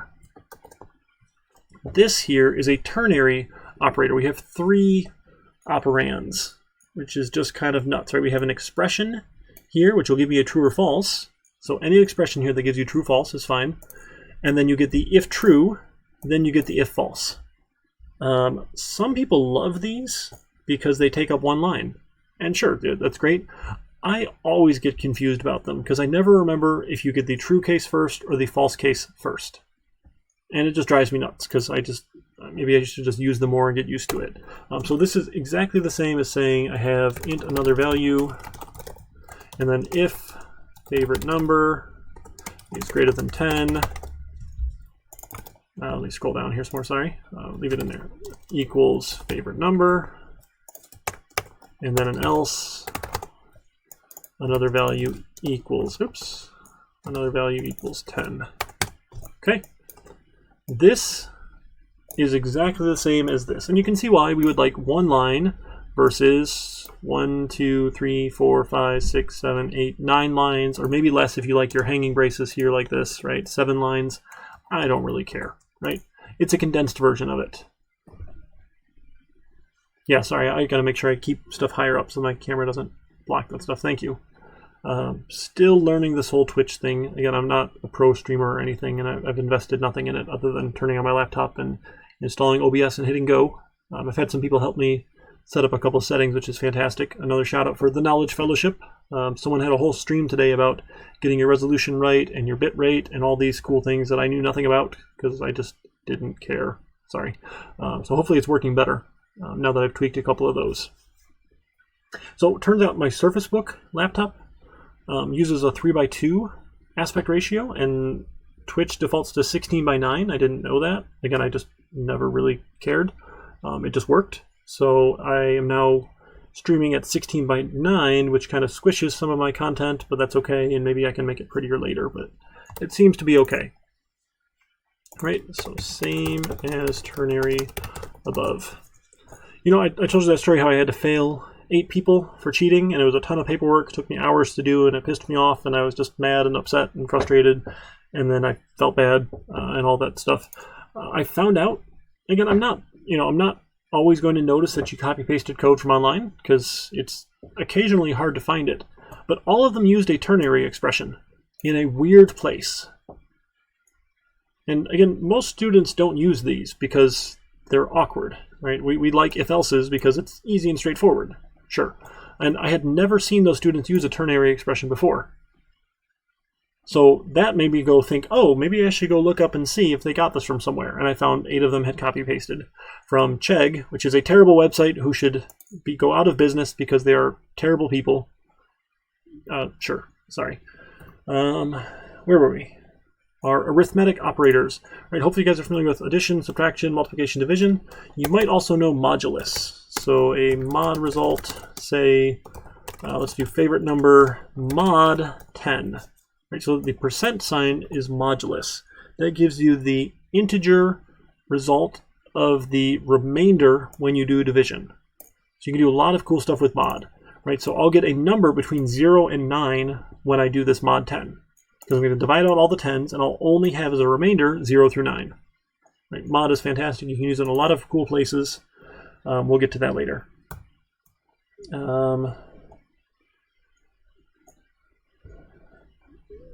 Do be careful when you're dividing. Right, so an int division, I should say integer, right? Integer division mistake, division mistake equals 2 divided by 4. If you take, oh, excuse me, that's the coffee coming back up. If you take one integer divided by another integer, your result will be an integer. Right? And integers don't have decimal places. So I won't get 1/2. Right? Even if I declare this as a double, I'm pretty sure this fails. We should try it. Right? Why not? Integer division mistake. It's worth double checking because that's what we do, right? We code, we run, we code, we run, we try, and see what happens. So 2 divided by 4, build errors. What did I do wrong? Oh, redefinition, int another value. Oh yeah, I can't redefine it there. That's right, I already declared another value here, so I can't redefine it again. Sorry, that's my mistake trying to show another example. Woo! Here we go. Your name human, I'm Eric. There we go, 0. Ooh, hello there, I must have lost, yeah, I didn't do the end line, oops. Notice I didn't go down a line, so I got my 0. So even though integer division mistake is declared as a double, the value here that gets stored is an integer value. And you can store an int in a double, right? It will just, you'll have no decimal because it was an integer. So do be careful when you do that. All you have to do if you want it to be a result, you just make one a double, right? Put in a 0.0, and life is good. Now when I hover over it, you see, oh, hey, it's a double. The text might be a little small to read there on Twitch, but like if you get a little close there, you can see it says double 4.0. Okay, careful of that one. Modulus, comments, single line, multi-line, style. Yeah, sure. Use whatever style the people who write your paycheck tell you. Again, I could care less about your style. Again, I'll give you a hard time, I'll make fun of you, I'll tease you for using terrible variable names, for having weird stuff, but as long as it works, you and I are cool. All right, look at that, a big copyright notice at the end of the PowerPoint. All recipients of this work are expected to abide by these restrictions and to honor the intended pedagogical purposes and the needs of other instructors who rely on these materials. Do you so agree? Say, I do. I do. Yes, you can typecast just like in Java. So you can force things as certain results. You just have to be careful that you do it in the right spot. You don't want to cast it outside of the result that already is an integer. Right? So I can say like double 2. I think that'll work too. Let's try it. It's always worth trying. So some of the stuff gets confusing. Come on. Hello, human. I'm Eric. Yeah, that worked. So doing the casting type is also fine too, just like you might have cast in Java. Okay. We're good there. We finished chapter 2. We've got chapter 3 coming up. This one only has 51 slides. Although if you take out the title slide and the copyright slide, we're down to 49 slides, which is awesome. Should we take another break now or take a break in the middle of chapter 3? I'm totally up to whatever you guys want to do. You just let me know what it is, and I'll follow along. If we were actually in class, I usually wait for someone to like just get up because they look so bored and they need to go get a snack, and they'll decide it's time for a break. Usually we try and take them before that, though. And again, I'm not we. You know, I heard you can buy a royal title online, though. You can own a piece of land somewhere, or have a deed somewhere, and then be Lord so and so, just to have a fancy title. Maybe then I could be we, because I'd be royal. All right, I know there's a little bit of a delay, but no one said anything about a break. Okay, some good moments. There we go. So you're good to keep going. The first person who talked, you win. No one else said anything, so we'll just keep going. All right, chapter 3, using CIN. We started with that, right? I've got a little bit here. I'm CINing name. Let me start up a new project. That's fine. I'll just keep going on this one. It'll be a little bit big and ugly, but that's okay. CIN can do some weird stuff. You can get multiple values at a time. I always get confused by it, and I don't like to do that, but you can. So we could say cout enter, I don't know, what do we want to say, like your weight and height, and I will calculate your BMI, right? We do this calculation all the time. And then maybe we have a double for weight and a double for height. I can CIN, right? The arrows point towards the variables, weight and height, all in a single line. Now the only thing that has to happen is I need to separate them when I'm entering them, either by a space or the enter key, which is cool. And again, they don't need to be the same type, right? I could have one be a string, another be an integer, one be a double, it doesn't matter. It will assign them in the order in which they're typed, like as I'm typing from the keyboard here. So then I can cout some formula for BMI goes here. I don't know, and then height and maybe a space and weight.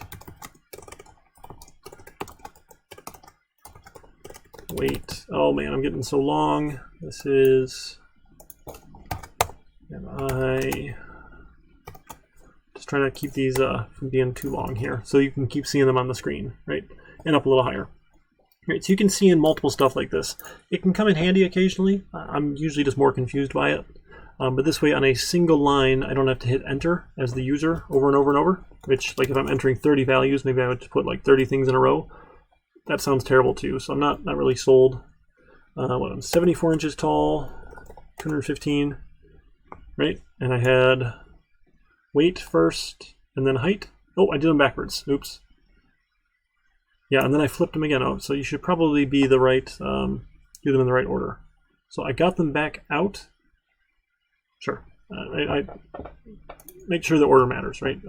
But that's the idea with CIN. You can do multiple values. Mathematical expressions, right? We can do order of operations. Please excuse my dear Aunt Sally. Occasionally people get confused. So please excuse dear Aunt Sally here. Do they still teach that in math class? Your parentheses, your exponents, your multiplication, your division, your addition, and your subtraction? What actually happens here is multiplication and division have the same order of precedence. Addition and subtraction have the same order of precedence. Just because we say them first in please excuse my dear Aunt Sally or PEMDAS or whatever they say, doesn't mean that you do multiplication first. Stuff still happens in order of left to right in this order of precedence. So if you have a division on the left and the multiplication on the right, so I don't know, like 7 divided by 2 times 3. end line. There we go. We're not doing the multiplication first just because we say my first, right? They have the same level of precedence. So the division happens first, then the multiplication. Okay? Hopefully that's clear. Unary operators like -3, right, actually go after parentheses. So it's essentially like that in parentheses, essentially, because you want to make sure that it's a -3, not this thing -3, right? So hopefully that makes sense that the unary operators, the like negations and stuff, would happen before the other actual arithmetic. Order of operations, great. Yep, they have a whole thing on how to calculate area. Ooh, one fun thing, there's a math library you can use. So if you want to include CMath, you can do some good stuff. So say cout, we'll say 7 squared, and we use pow as a function. You take a double to, so an x to the y, right? So we'll take 7 to the 2 and handle, right? So again, sure, 7 squared is value. Let's see what we get. Maybe it'll work. Got a bunch of other stuff that's running first. Maybe I should have cleaned this up. I'm feeling a little bit bad now, but it's all the same lecture night, so it might be easier to just keep it all in one big file. And I can organize this any way you guys will find helpful. Just let me know. Sure. Yeah, 7 squared is 49. Look at that. Amazing. Amazing. Oh, we probably should add another end line here. Anytime you notice you're missing them, you should just go add them. It'll make their life a lot easier. Right, you should have had a break there. Great, great, great. So 7 divided by 2. Because we're doing integer division, right, we lose the decimal. So it's not 3.5, it's 3. 3 times 3 is 9, in case you were wondering where we got that 9 from. Okay, and a key to continue. Life is good. If I've been on mute this whole time, it'll be really sad. No, not on mute. I just had a weird feeling that I might have screwed up my audio inputs. Glad I did not. You can cast, right? You can convert, you can promote, demote from bigger to smaller, smaller to bigger. Fine. There's also this weird static cast thing you can do. Static cast of a given type. Int, I don't know, 4.2. Sure. If you want to cast things, go for it. Oh, I should have turned some of those reminders off. That's all right. Oh, it's behind my webcam. You couldn't see it anyway. That's actually really good. I have my camera there over the desktop. You don't get to see those notifications. I meant to do that. That was smart of me. Casting. Yeah, the older method, right, is using this double style here. It works fine, okay. The static cast is apparently the new standard that you're supposed to use. I don't know if it makes any difference or not, and it won't affect anything we're doing in our class at least. So, overflow and underflow. So let's Google here real quick because we might as well. So C++ largest int, integer limits. Let's see if we get a good result here. Boy, int max. So here's the biggest number we can make for an int. Right? Again, it's only storing, what is this, just 2 bytes? 4 bytes? I don't remember. We could even, we could use size of. That's what we should do. So let's see out the size of an int is, and we can add size of operator of int, and then we can have big int equals that number. Is that not size of? Shoot. I thought it was size of. Is it just size? No, size. Is it size of t? No, that's not right. Wow, I really thought that was right out of the book. Now I'm sure. Let's go Google again because that's obviously the best place to go for information. Size. Oh, is it size of all one word? That's what I'm doing wrong there. Yeah, size of. Okay. Sometime I'm just dumb. Sometimes. Okay, size of int. Of course, they would have all lowercase merged together there in their standard. It's just so dumb. That's annoying. Anyway, so there we have an integer, and we can see out my big int, and we'll add the big int, and then we'll take big int plus plus, right? Plus plus is the short for add one to it. We don't even need like plus equals 1, and then we'll see out big int again, and let's see what happens. This should be fun. And I mean fun in all seriousness, that yes, we will be so excited and have fun doing this. We have fun learning at least, right? There we go. So my big int is here. I add 1 to it, and I get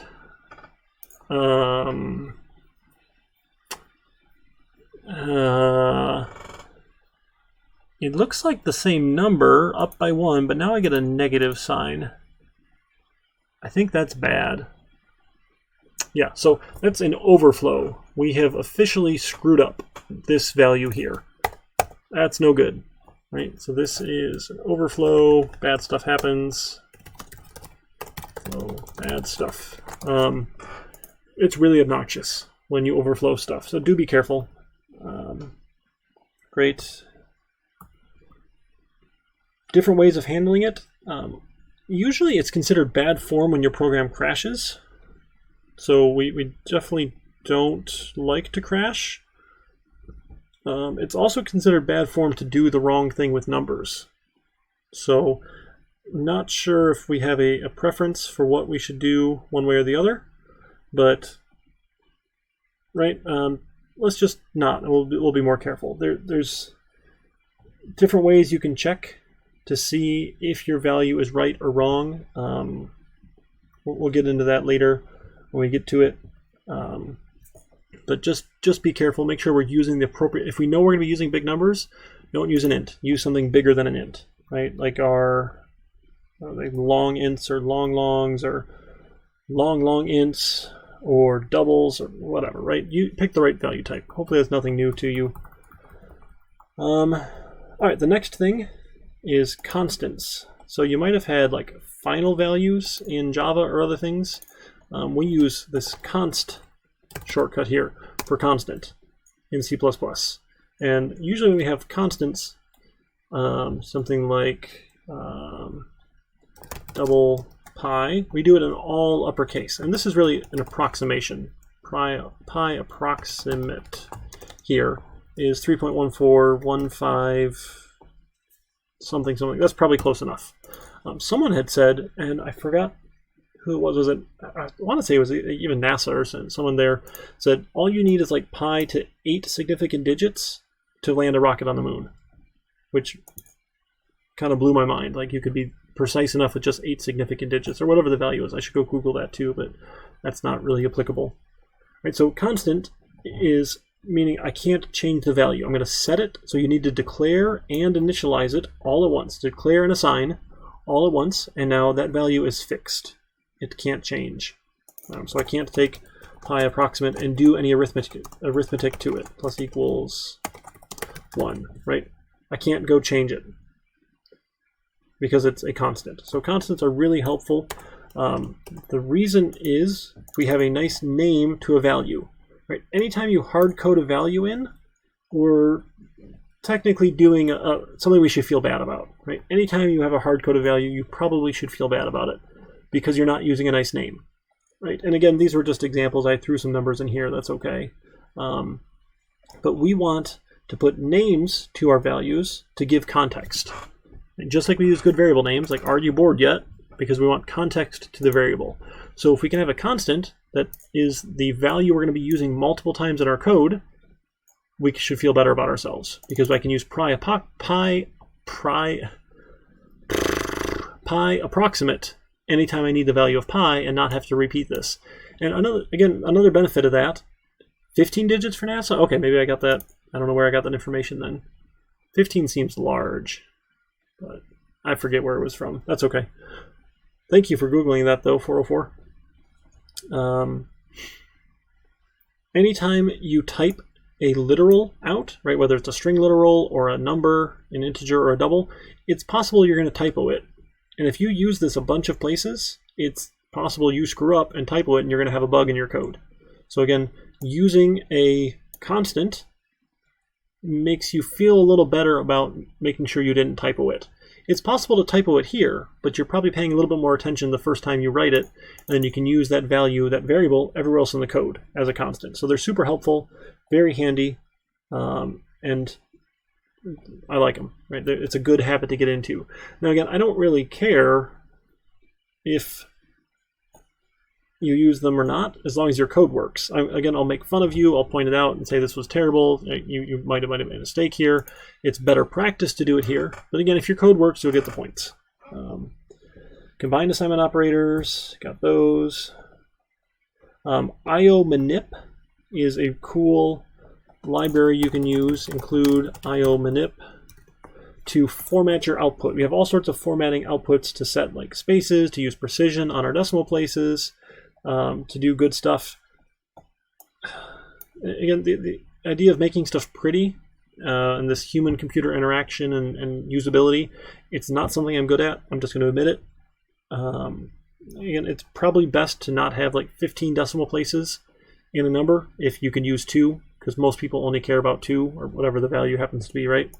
Do you guys know 87% of statistics are made up on the spot? I bet you never heard that before.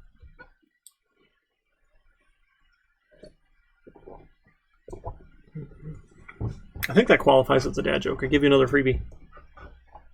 All right, so you can use IO manip. Again, look up the book, look up the examples. You can Google examples too. It's nice and easy if you need them. Characters and strings. All right, so here's another interesting thing. Oh, Face says, yeah, so you mean you heard that it was 74% of statistics were made up on the spot? That's exactly what it is. You can do 2 different things. You can cin string values like we did for name, right? The problem is here, let me show you, and I'm going to cout name here. There's a problem with using cin when it comes to strings. I'll show you what that is here in just a second. If you read the book because you're an overachiever, bravo, good for you. If you've done C++ before, you're cheating because you're in a C++ intro class. But let's see what happens here. So, oh, I forgot to output anything. So it's just right at the end of that. And I missed another, oh man. Missing all these end lines, feeling bad about myself. Putting those in, just out of practice. All right, so anyway, it's waiting for me to input now on name. And if you're not sure where you are, if you go to debug, you can say break all, and it should tell you where it's waiting. Oh, this is ugly. It's inside of that call, so we're actually past that cin line. Okay, so that wasn't super helpful. But once we do something, now I can type in my name, Eric Charneski, enter, and I will step out. Oh, geez, come on. Come on. What did I do? All right, that did not work like I thought it would. Let's try that one more time. I won't try the break all. I think I probably just did the wrong thing. It usually works, sorry. Name, 1, 2, 3, here we go. Eric Charneski, enter. When I coutted name, I only got Eric.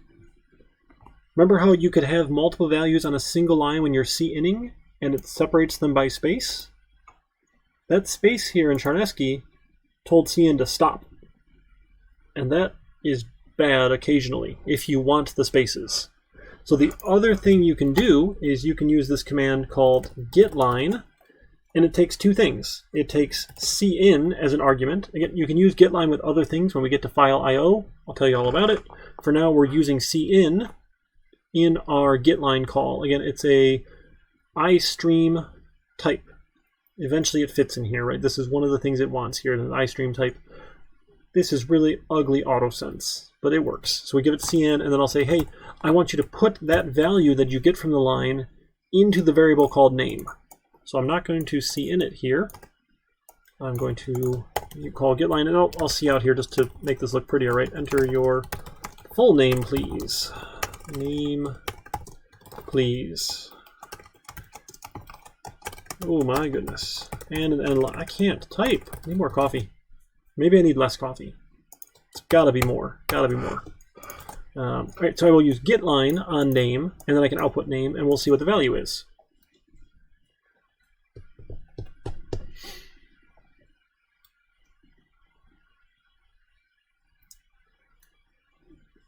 Thought I hit run. Maybe I didn't. Try it again.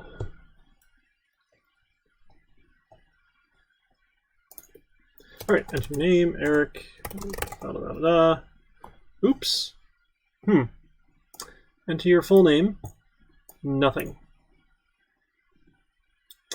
So when you mix cin and getLine, funny things happen. So technically, after I entered this 123, right, that was the last thing I entered, it broke it into the two values, but it left that new line character on the buffer. So when I called getLine, the only thing it got was that new line character. So let me close this here, and we'll actually run this in debug mode, real debug mode, because it's fantastic. And we'll see if we can take a look in debug mode and check that value out as it changes. Eric 123. Perfect. So let's go to my locals here. Right, I've got a bunch of values. Here's Eric. Right. Sure, all sorts of, you can see individual characters, great stuff. We love debugging. I'm sorry this is small. Is there a way to change the size of the debugger? I don't know if there is or not to make that more viewable on Twitch. I can use the magnifier, but that thing is terrible. Right, check this out. Windows magnifier. Oh my goodness, that's slow. Whoa.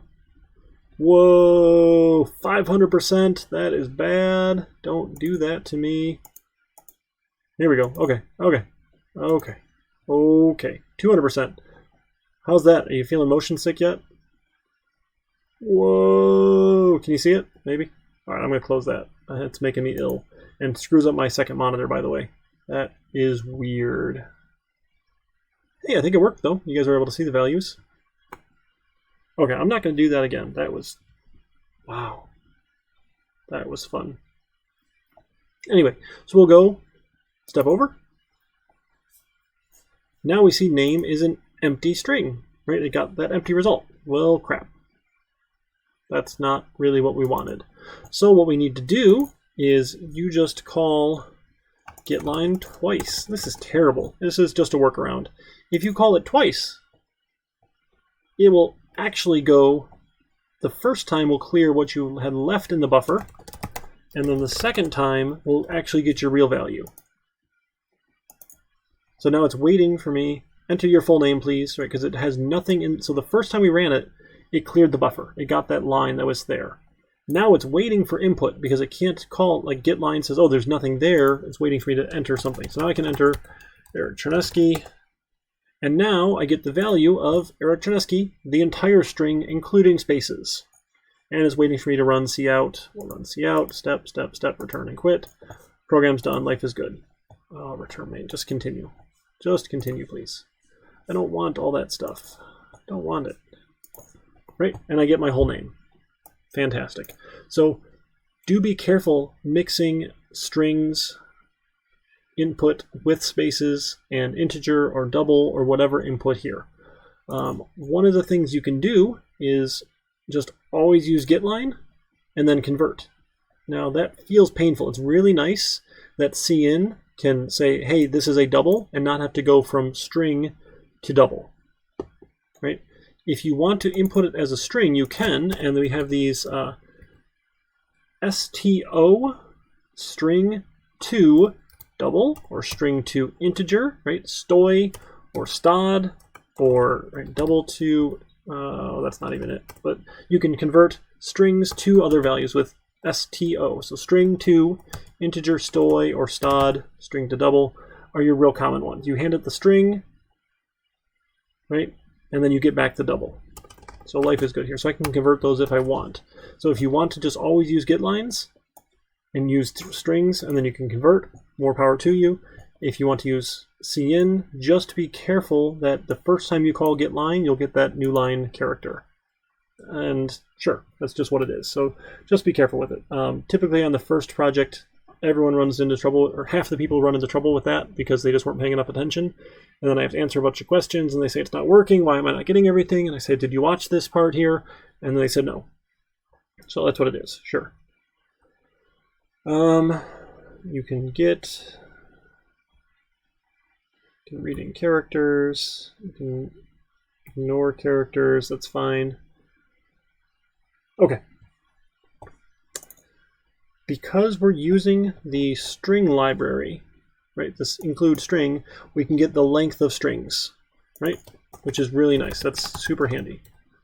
So there are, and I want name dot, and I'm going to call the length function, right? It's a function, so I have parentheses here, or a method technically, right? It's a method of the class string here.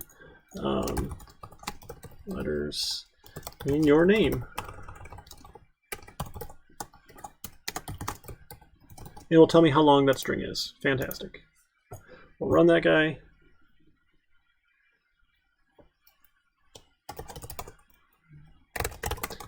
I'm just going to do Eric again because it's short. And hey, there's 4 letters in your name. Go figure. Right? It did it correctly. It doesn't include the null terminator because we're using strings and life should be fine. Don't expect it to. You're good.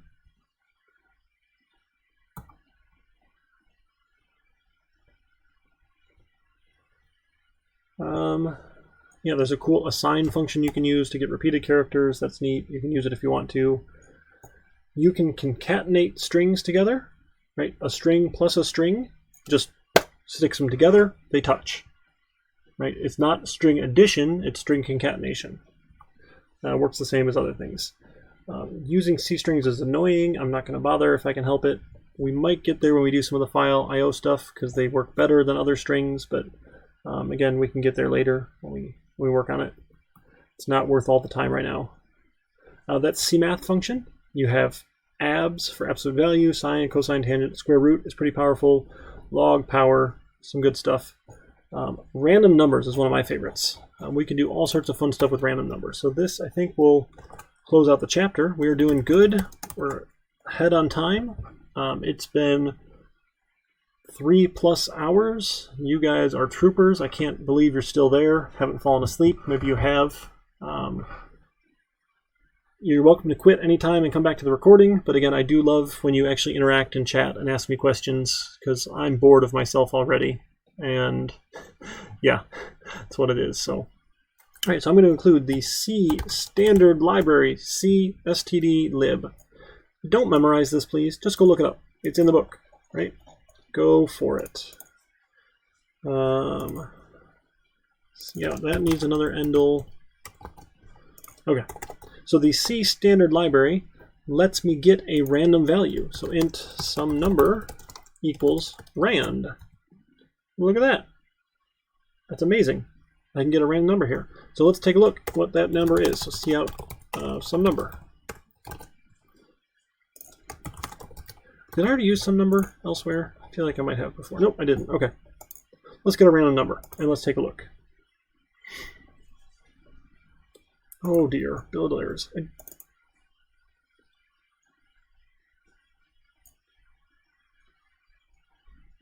What did I do?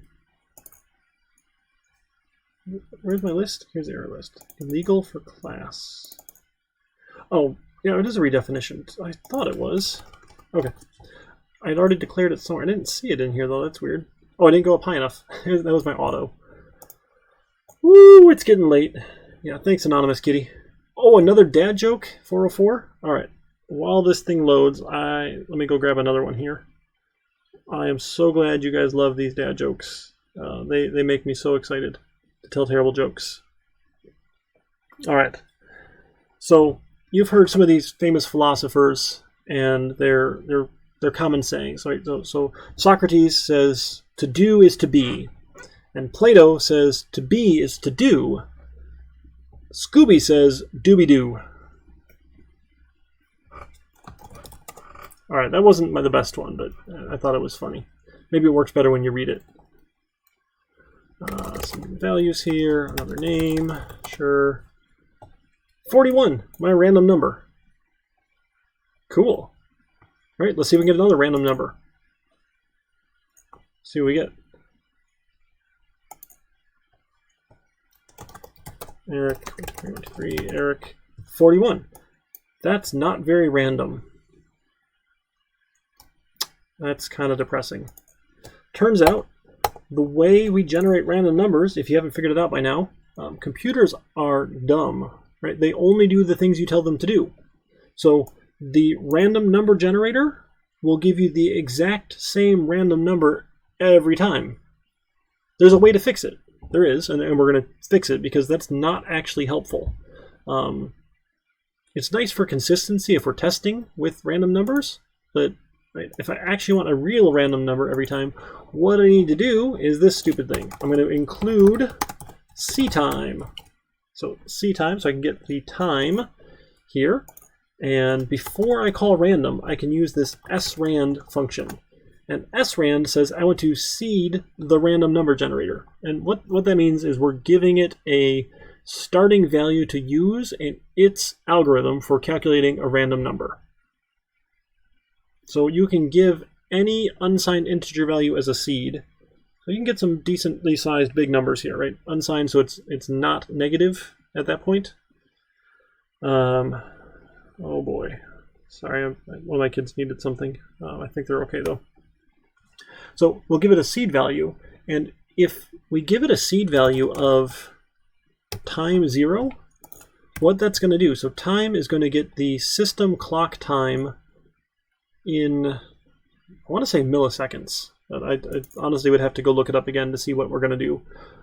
So I give the clock time on my system to the random seed so that every time I run my program, it's a new time. Right? If I run it now, it's 9:23. If I run it later, it's 9:23 in some seconds, or 9:24, or whatever it happens to be. So let's seed it with the current number. If it turns out 42404, I will gift you a sub to any channel you want. Let's try it. Let's try it. So now I seeded my random number generator. So now when I ask for a random number, I should hopefully get a more random looking, they're technically pseudo-random because it's not cryptographically whatever, yada yada, all that smart stuff. It's still only sort of random because we know what the algorithm is. Yes, 1,571. Fantastic. So it should generate any number between 0 and the max int that we had seen before, this biggest int over here. We should be able to get. Yeah, sorry, 404, you lose. Good bet, though. Good bet. So make sure you seed your random number generator before you go to use it. Now, this might not seem useful if you want a smaller number. If you don't want between 0 and the maximum integer, which is 2 billion some, right? Those are billions. Yep, 2 billion some odd. Right? What you want to do is you want to mod. Right? So if I want a number between 1 and 100, I want to mod 100, and then I want to add 1. Right? So we want to mod by max value, then add the lowest number. And actually, if you add a bigger number, you'd need a different mod, right? Because this will give me values from 0 to 99. Then when I add 1, it will give me 1 to 100. Right? So if we want like a number between 10 and 20, we want to mod by 10 and then add 11. Because we want 0 through 9 as options. Or no, we'd want so 10, 11, 12, 13, 14, 15, 16, 17, 18, 19, 20 would be 11 different values. We'd want to mod 11 so we can get 0 through 10, and then we would add 10 to get 10 to 20.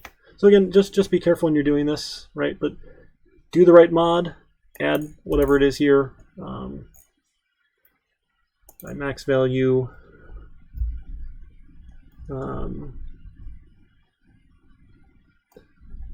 So max value minus min, then add the min. There, that's probably right. Min value. That sounds better, right?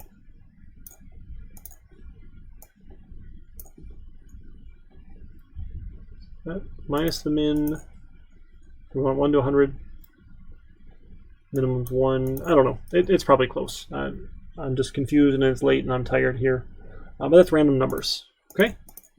So we can do that random number generation. We'll use this when we do some of our later projects for fun. All right, we're about done here. Let me pull back up the course. I don't have that assignment in yet. Again, I was starting it. Sorry I didn't get a chance to do it.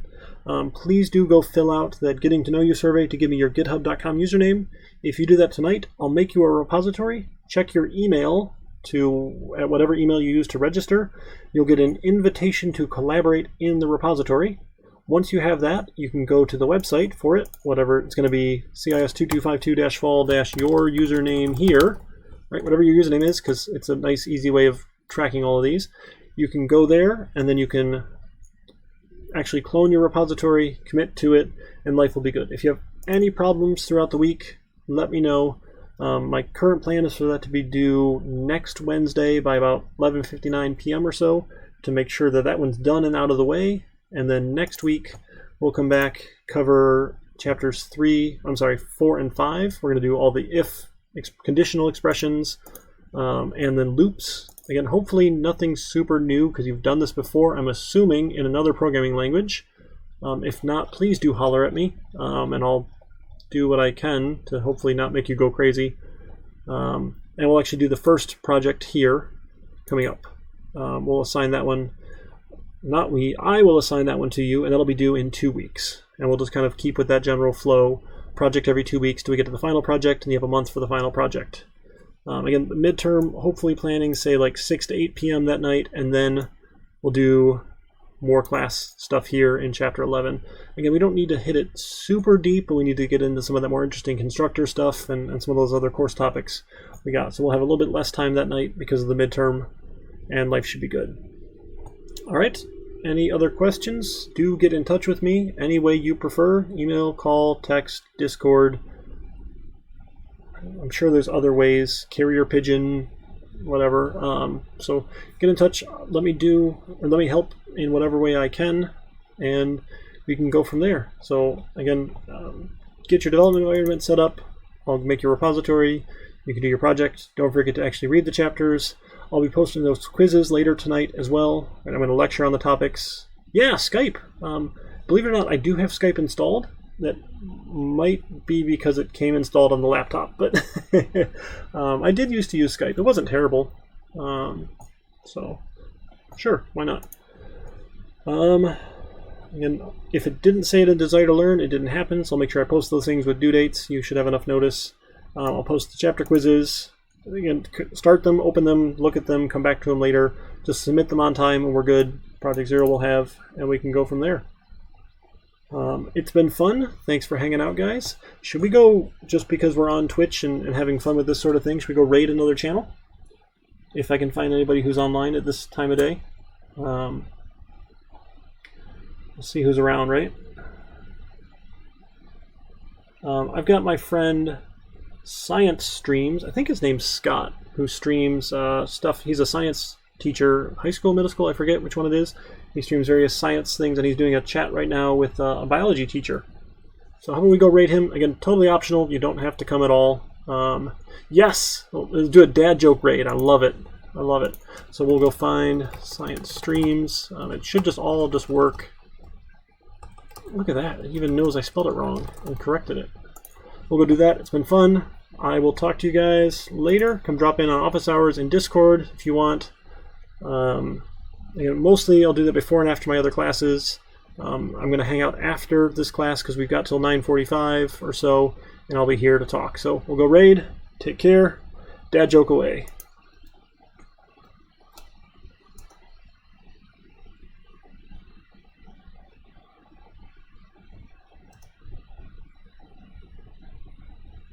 One section they got started right away, the other one they didn't. So I always kind of thought the second part was going to be later, and it looks like it's going to be.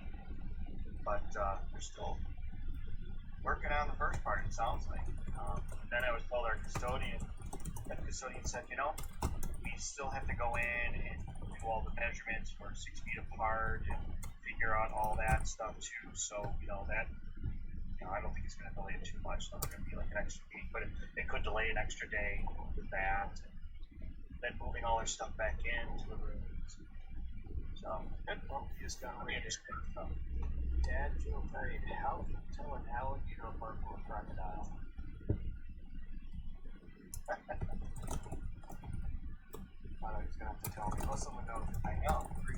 jokes. Coming. Oh yeah, don't trust. I already heard that one. Professor Nelko used that one earlier today. I heard that in his stream. We're gonna see later. We'll see in a while. Why does the sun not have to go to college? Because it's already a million degrees. Okay.